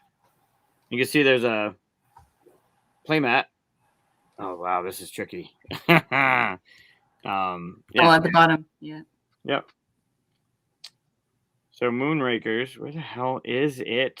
If only there was some way to give those images to me to ahead put of time up on here. Yeah, I mean, but this is homemade. This show, like it is. It's cozy. What we ought to do. Oh God, where is the picture of Moonrakers? I hate your face. Yep. Hold on. You guys want to see pictures of food from dinner? It was requested, Mike. What? No, Mike. It was requested. Damn it. Hold on. I'm looking for a picture of Moonrakers. Oh, you know what? You asked me to go look at stuff of Legends. I forgot to do that. Let me go do that while you're fiddling around with your phone, because that's always so fun to do. Yeah. Complete the cardboard alchemy thing. Yes. I will. Yeah, so Moonrakers. You have a hand of cards. You're working semi-cooperatively to succeed at these missions. There's different cards that do different things: the yellow, the orange, the blue, the green. And then you decide who you want to take on the mission. And then whoever's going on the mission, you got to try and figure out who's going to, how you're going to divvy up the spoils, the points, the money, the random cards. It's interesting. I don't recommend it at 5 players. It took way too long. Although the people I was playing with were great. I just think 5-player count, although I think it plays 5 players, 5-player count seemed to overstay a little bit. Although there is interaction with who can help, who's got the cards, who should I bring around. But then once you're like, all right, you're coming with me, the other 2 people at the table are just like on my phone. I don't need to pay attention. So I don't know. It was a little. At 5 players, I don't like it. I definitely want it, and I want to play it again. Like, it was good quality. We played with an expansion that's not even out yet. And it was the first time playing it, so it wasn't like challenging to understand the base game. I mean, there's some nuances, but even playing with a brand new expansion that isn't out for people that haven't played the game was great. Yeah. I remember Peter talking about Moonrakers online. Yeah. Really great quality. The guys are great. The components are great. I don't know if they're doing another printing and they're doing the expansion on Kickstarter, or if it's just coming straight out, but it was good. Speaking of Dune Imperium, I played that this weekend. No, please don't do that. I'm not showing anything, so don't do that. Did you play it for the first time this weekend? I did. We played it 3 players with a friend of ours, and it was really good.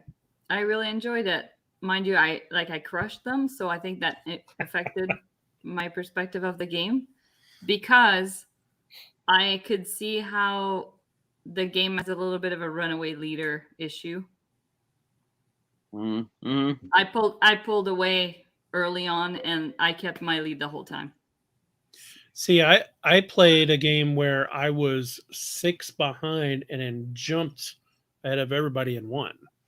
So I don't think that's necessarily okay. So it could just be our game. Possibility. Yeah, you could have someone come up behind real fast, but perhaps I felt like and again, like it was our friend who brought the game. I think it was his first time playing it with multiple players because he's used to playing it solo, and it was our first time playing it.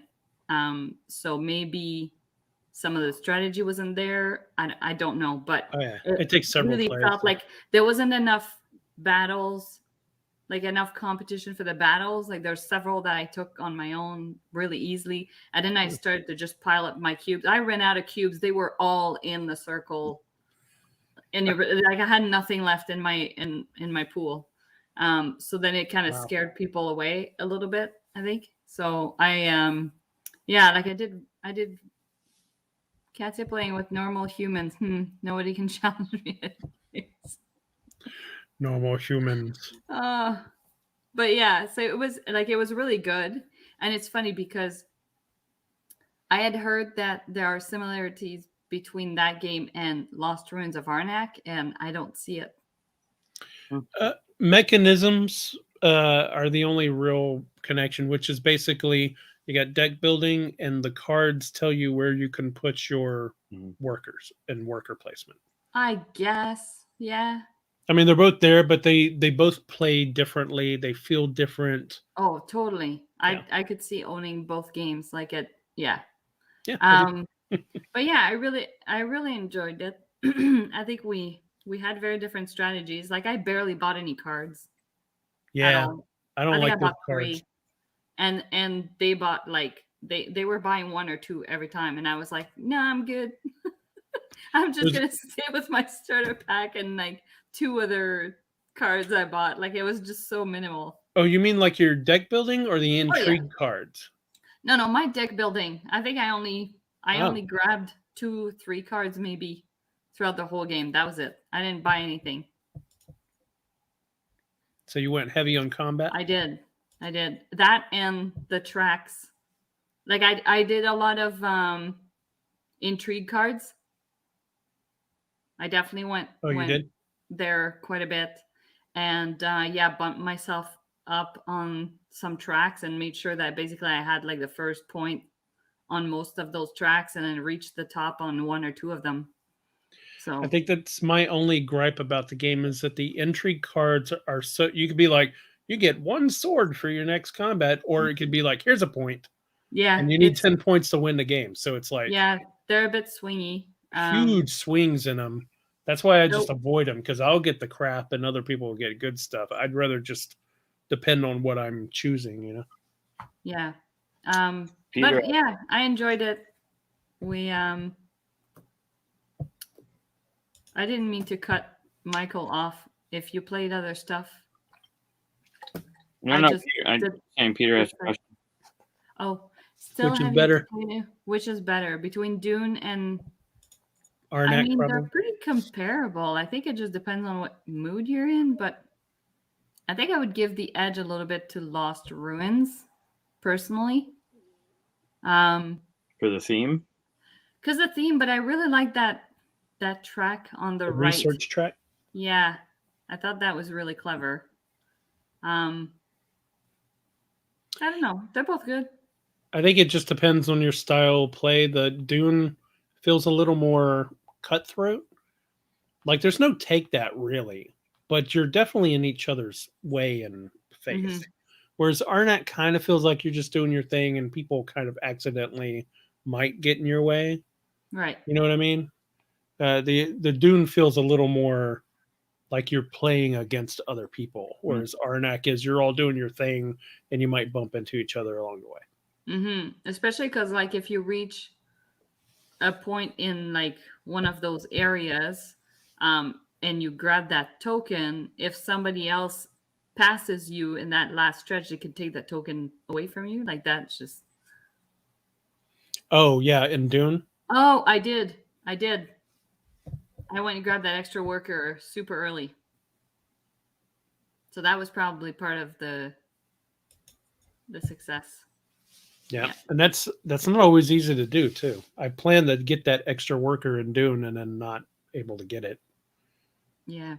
But yeah, and then aside from that, we played Illusion, which is a really fun filler. It's got like colors. I probably have it somewhere. No, it's in a bag. That's okay.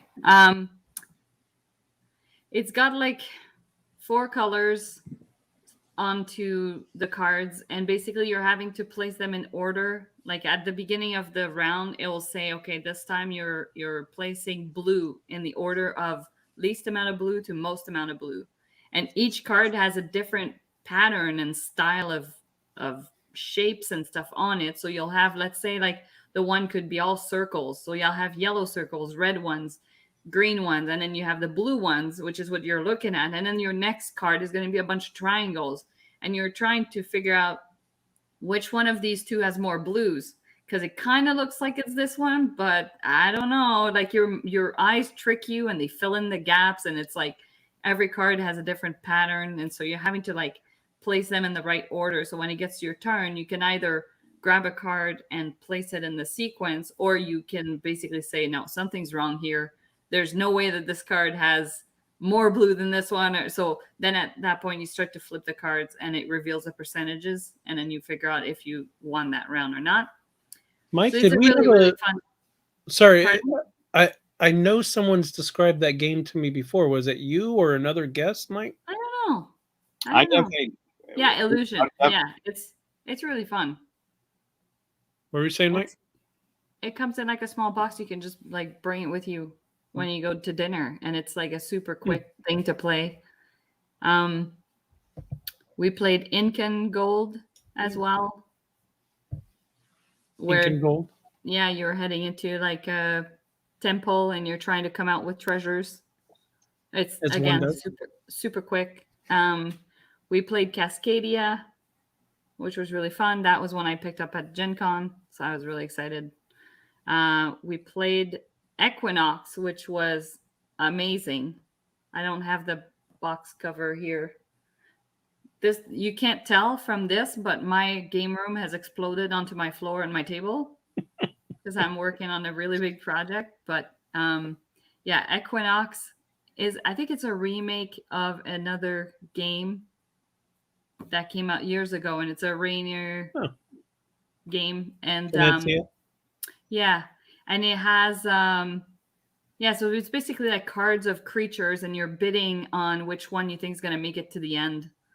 And like round per round, basically you're like putting cards with numbers and trying to help the ones that you've bid, you know, make it to the next round and stuff like that. And it goes down. It's really, really fun. We played Garinto, which is a really cool abstract game. And yeah, we played Tricarion the other night, which was interesting.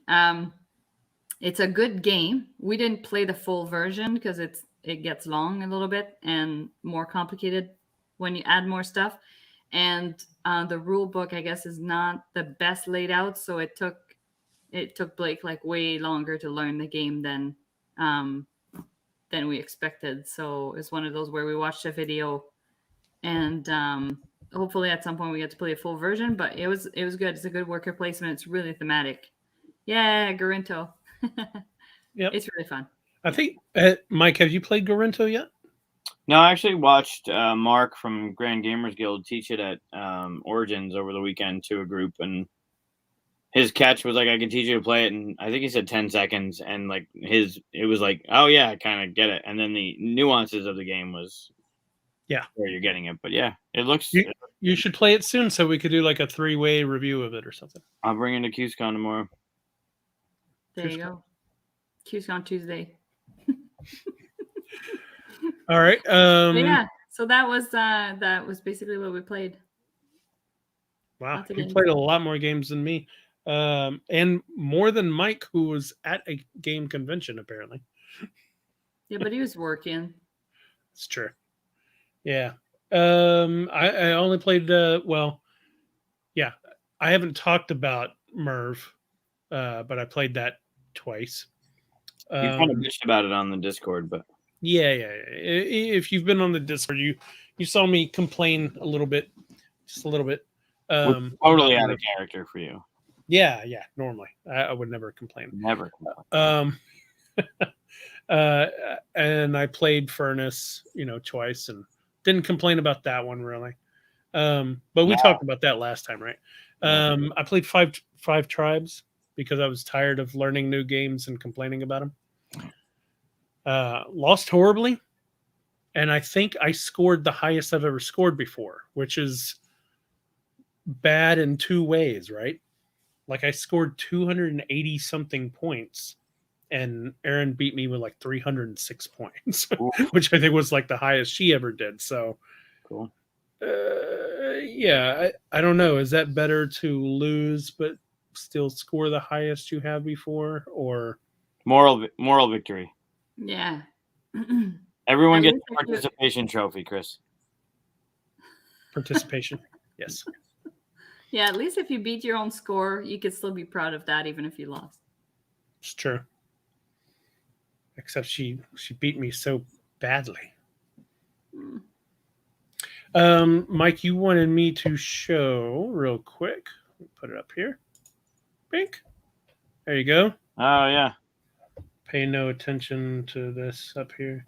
Yeah, I want to, because I haven't really paid attention to it over the weekend because I've been at Origins and I'm hitting the ground tomorrow with a bunch of interesting stuff.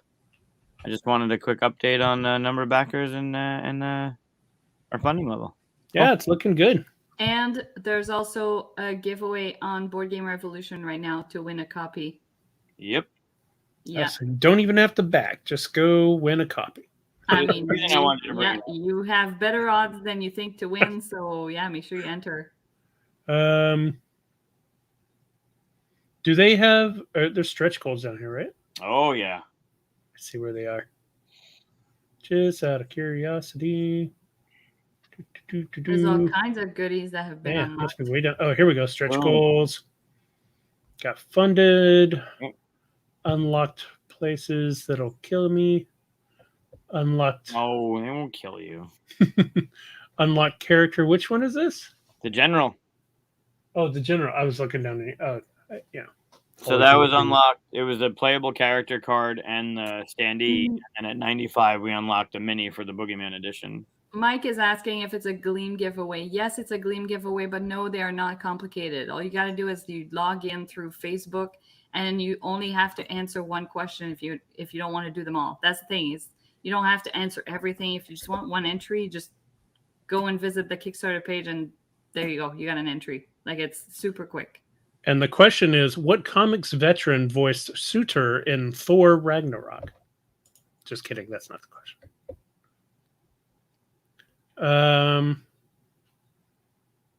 Yeah, I hadn't looked to see what had been unlocked. Yep, we're shooting for the mayor. Nice. The mayor of Hopscotch. Is this the last one to unlock, or do they have? Oh, they have more to come. Never mind. There you go. See, I knew you'd get it. Shut up. Add-ons. There's the Jester. I can show you the Jester. I don't think. Oh yeah. This is not on yet, but pretty neat. Jester. Yeah, he's got legs you can. Oh, I didn't even notice that. What? Yeah. Oh, they stand up or sit down? You can balance. Oh my god, I didn't even notice that. He'll stand up. Well, why don't I have a Jester? That's pretty cool.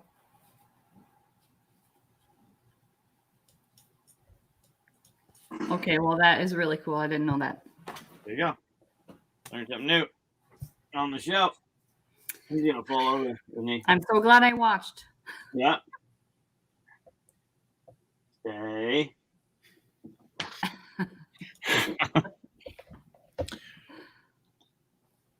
Yeah, very cool.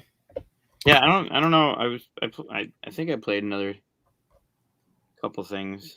Still got 16 days to go, so yeah, it's doing well. I think it's doing well. That's good. It was a fun game to play. We have an episode where we played a game of it, so I don't remember which episode that is, but it was a while back, and I missed it, and I really want to play it. Yeah, it's still on our channel somewhere.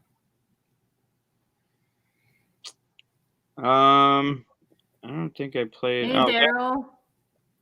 I played Daryl. Cross Clues at QSCon Tuesday last week. We're saying hi to Daryl. Hi, Daryl. I'll okay. Now you can talk about your cross clues. No, it's totally good. Boom. Good. You're total. Nope. Show us the cross clues. Grumpy Pants. Oh, it's grumpy. I'm talking about the mug, not you at all. I'm not.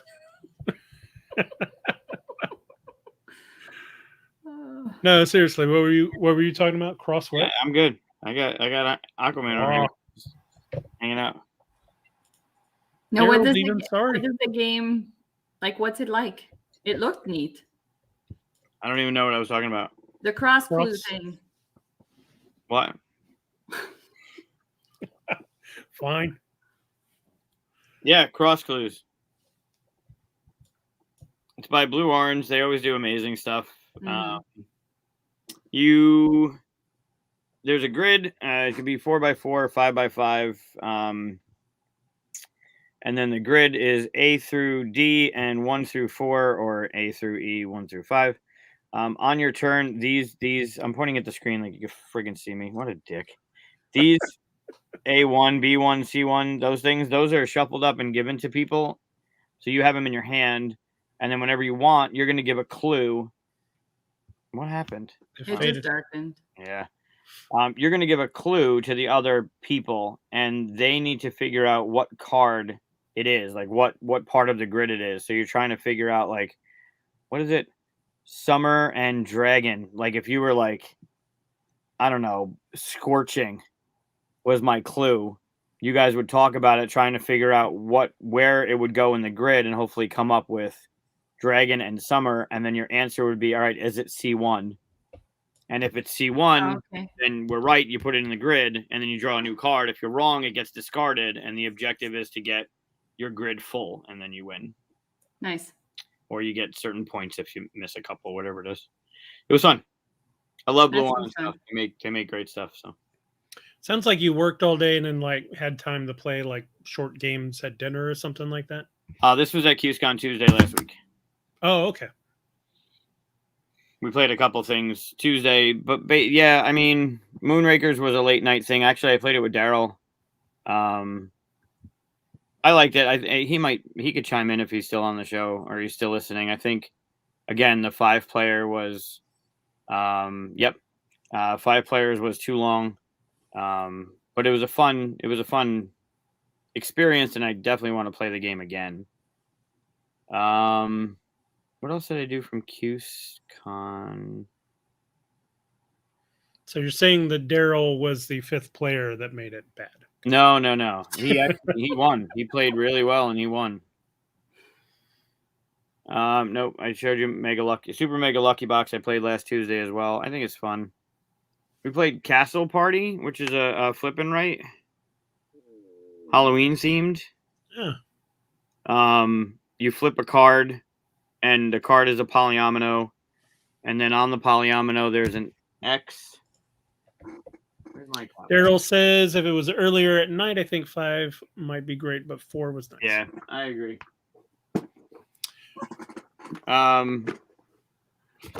So Castle Party has a deck of cards. It's a dry erase, but it has a deck of cards and they're polyominoes. And on your turn, you're going to flip one, and the polyomino. Actually, I can't really say it's a polyomino because there are cards that are just 1. But they have an X on them. And then if you're the person that's playing it, you need to put a card on the table in that X. Like, you lead in the X.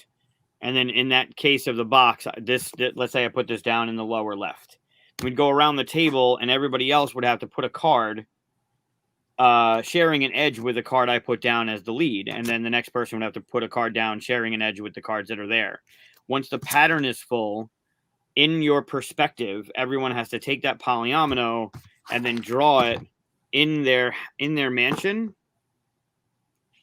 Draw those symbols in that pattern in the mansion. Okay. And then you're scoring. You have special abilities that do different things at different times. When there's 3 clocks in the game, that's your timer. And then you score based on how many of one symbol are kind of like clumped together. It was fun. I enjoyed it. It was easy to teach. Little deceiving with which was weird. I don't know why, but the markers. This is a roll and write game that comes with writing utensils. If you watch the beginning of the show, they had different colors, but they all are black. That is the weirdest thing. Yeah, I know. But I appreciate them putting it in at least. Shit. Which is weird because they say in the this cat game, I'm going to harp on the cat game a little bit. It's coming back out.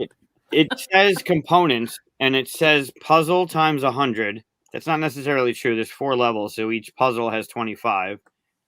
Yep, that was math. And then 4 dice. It doesn't say it's got a cat meeple, and it doesn't say it doesn't have writing utensils. So it's like, I don't know. Also, are you upset that it came with a cat meeple? Well, no. I'm saying they didn't put it down that it had one, but they also didn't put down that it doesn't come. It's not until you go to the rules, and this is where you can write with the cat meeple. No, you can't. This is where I think it's shitty. This is why I have a problem with it. Here it says components, and it says the Sudoku puzzle book, the 4-sided dice, and a rule book. Again, no cat meeple. But 2, where is it? All players take a pen or pencil. Not included in the game. How dare you give me a meeple? You've already opened the box. Yeah. So anyway, Castle Party by DeVere. Again, I talked about them after the Gen Con show. DeVere, they just do good stuff. Yeah, it was really fun. I would recommend that. Especially with Halloween coming around, if you're looking to get like people into, I don't know, around the table, you're at family, or you're waiting for the next doorbell to ring for kids to come in. It's an on theme fun game. Did you actually play the cat game? No, I didn't have writing utensils, Chris. I get that. I just didn't know if you found some. And I brought it with me to dinner, thinking that we'd be able to play it while we were waiting for dinner. No writing utensils. That's why. That's why it's annoying. Yep. Oh, I agree. It's very annoying. A roll and write should have writing utensils. Yes. Correct. I left it in the car. I'm sure I could have asked the place for a couple writing utensils, but it plays 6. So it's like, can I have 6 pens? That's weird. No, they should have given you like the little pencils that came with like cartographers. Mm-hmm. Yep. Agreed.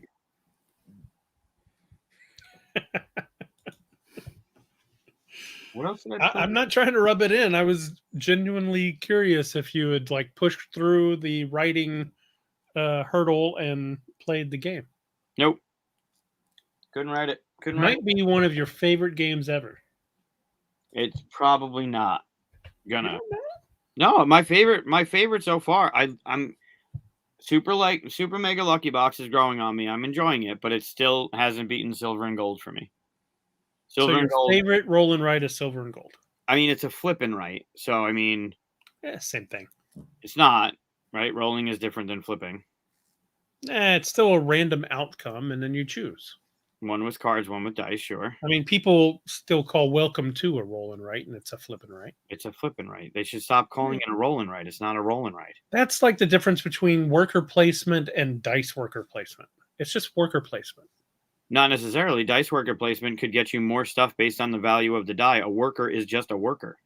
Well, that depends on what you're doing with the dice, but that's not always the case with dice worker placement. I understand that, but if it's dice worker placement, then I assume that the number on the die matters. If it's just worker placement. Sometimes it's for order. Sure. Like, yeah.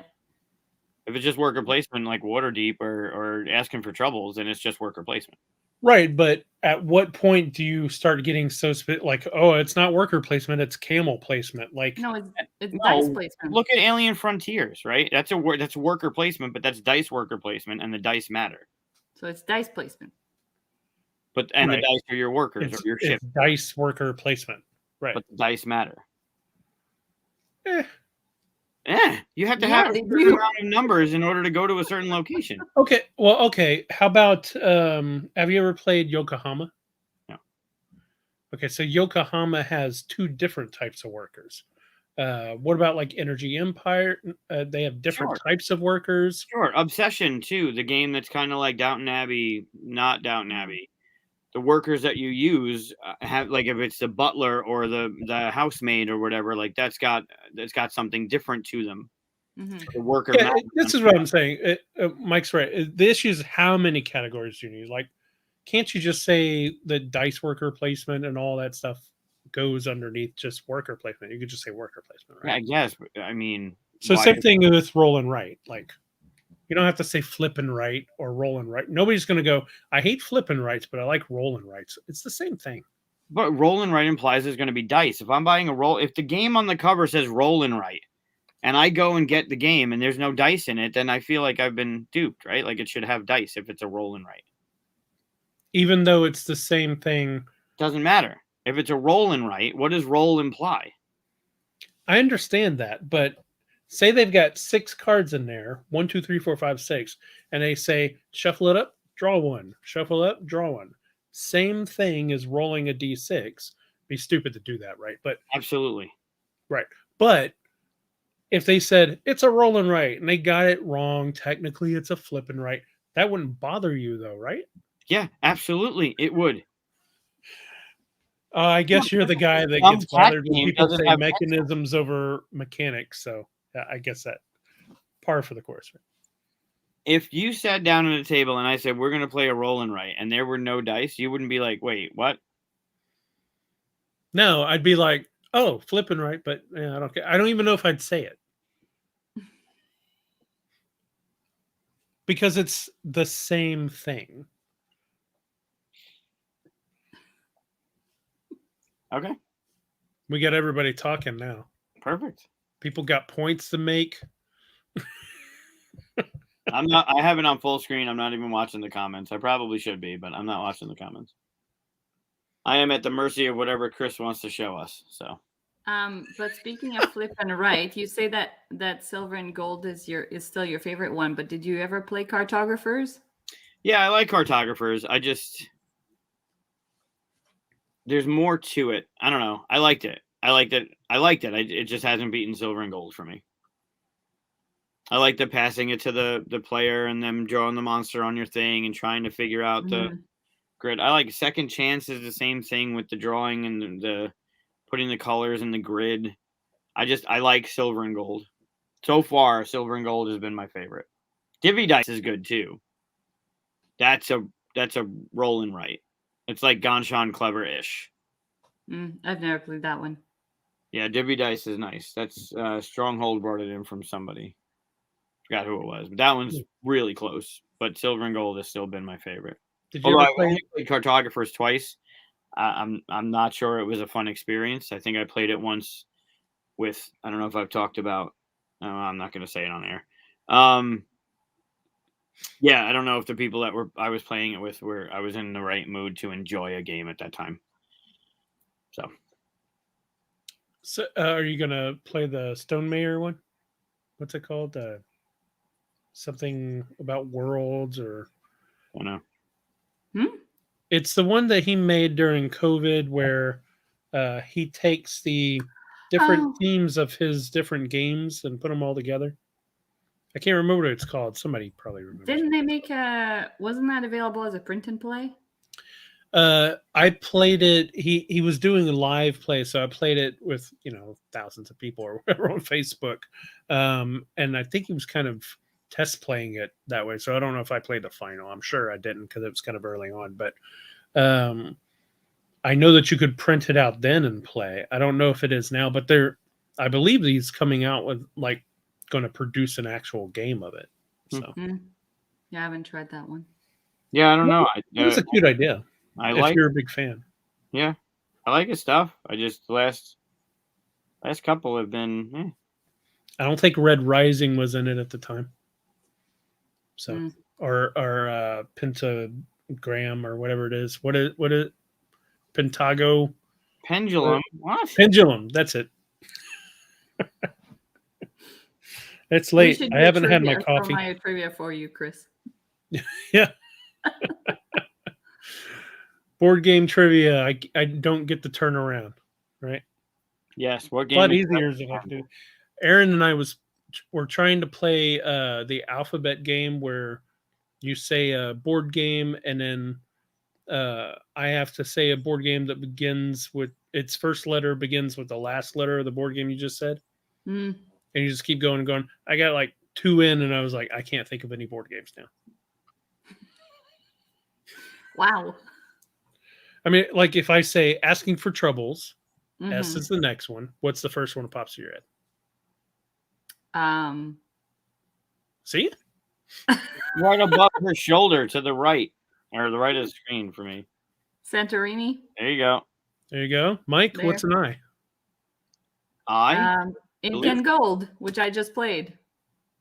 See, she's better at this already. The both. And then D. So then it would start. Then the next one. Yeah, next one starts with a D. Dominion. There you go. Starts with an N. I don't think my mic's even working. I hear you. Yeah. All show. I keep getting talked over. I don't know. Oh. Well, that was like your turn. You said the I on my turn. Oh, did I? Were we going this way? I don't know. We didn't make it official. I'm sorry. We didn't make it official. No, there's no official rules for this one. Let's see how far we can go. Dominion. Katia is next. No, I already went. Oh, what was your in? Mine was Ink and Gold. No, wait. And then you said Dominion. So then Mike would have to go with an N. No, it was you. We're going this way. Or this way. Fine. I'll go with Nanga Parbat, which is a 2-player game. So then T. Tapestry. Why? Yokohama. Ha. Nice. Okay. Can I go back to asking for trouble? No, it's already been said. But thank I'll you for. Go with. Oh my God. Oh, see, Azul. have to turn around. Azul. Have to turn around. L. Mm-hmm. L. Last Night on Earth. Oh, that's a good one. H. Can I say Le Havre? Is that right? No, it begins with an L. It starts with an L. Yeah, okay. But Le is like V. Are we counting V? You can house rule it. Go ahead. No, I'm asking. If you guys say no, then I'll go somewhere else. H. I'm gonna look around a little bit. H is hard. Wow. Can I steal? Oh, see, Daryl was doing the Le Havre too. Yeah, but that starts with L. Yeah, I mean, right. Man, I can't think of an H. Daryl, how dare you call me out like that on the channel?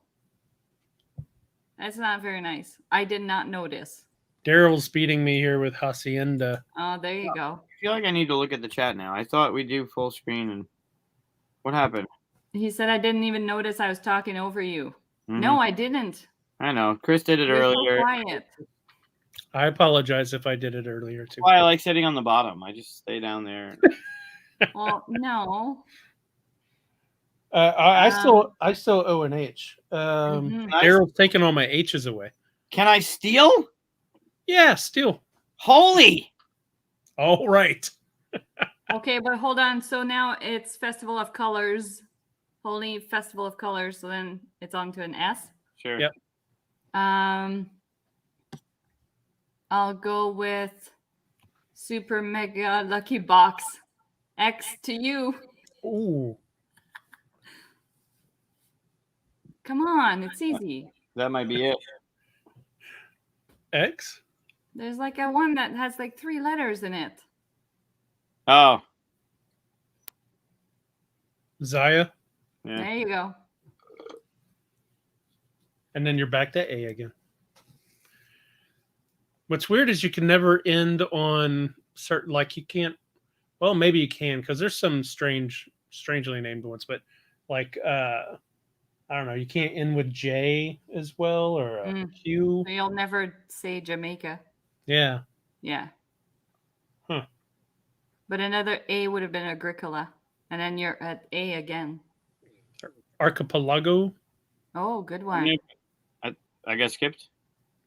Because you stole, I think it all. Oh, sorry. I didn't think we were still going around. I was just sorry. Oh, man. I didn't think we were still going around. I didn't mean to skip you. Go ahead. Do the O. No, I'm good. Ah. We lost them. That's fine. We kind of went off anyway. It's a fun game. Yeah, it's a fun thing to do. Maybe like when driving or something like that, just to keep your mind active. I should have told you about it before you took your like 6-hour drive from Origins, right? Yeah, it would have been good. Although we were all exhausted, so it was nice to just listen to music and talk every now and then. All right. Well, did I tell everybody to like and subscribe? You did. I might have done it once or twice. The problem is if I don't say it at least 3 times, we won't get any likes or subscribes, right? Is that like Beetlejuice? Yes. That's how you bring out the likes, by saying like and subscribe 3 times. Fair enough. Anything else you guys want to cover? Are we good to say goodnight? I think we've covered what we wanted to cover. Peter's telling us how we stomped all over Mike's time. No, apparently you didn't. Ooh, anachrony. Another Y. I got away with Yokohama. I don't think I would have gotten another Y out of there. Yamatai. Yeah, what about that game? I don't know how to pronounce it, but YS. Should have thought that. YS? Or Yaspalon. Well, fine. So there are Ys. I guess you could also play, like, if we go A, how many times can you go around with games that start with an A until one person's left? And then you go B. How many times can you go around with B? You know, that kind of thing. Oof. Sure. But that's got to be a long game. Or you just do the alphabet and then come back around and see how many times you can go around. Yeah. We've done that on the Discord. That's true. At least then you'd be able to use Q's and J's and stuff like that, right? It's pronounced Yees. There you go. Yeah, it's just the box is YS. I don't know. I haven't heard of it. Yes, like and subscribe, Beetlejuice. All right. Well, going to shut it down. Say goodnight to everybody. Cool. We need like an outro music, don't we? Oh, please tell me you did something. I didn't. Play the old time this week. Play last week's. No. It's got to be special. Yeah, Daryl, I said that one. I was Adrian taught me that at Breakout Con in Toronto, actually. And for those that know the game, or for those that don't know the game, if you've played Corinth, it's a roll and write. I think I have it. Don't you mean flipping right? Is it though? I have no idea. I'm just kidding. I don't know. I was just kidding. Man, that look. That look is what you get when you mess with someone who's driven for 6 hours and worked for 5 days straight, right?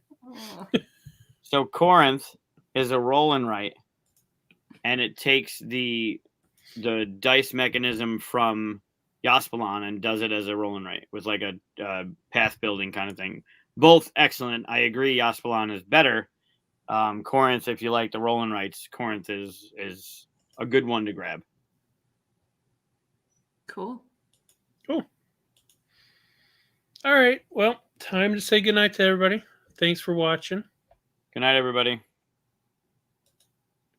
Night.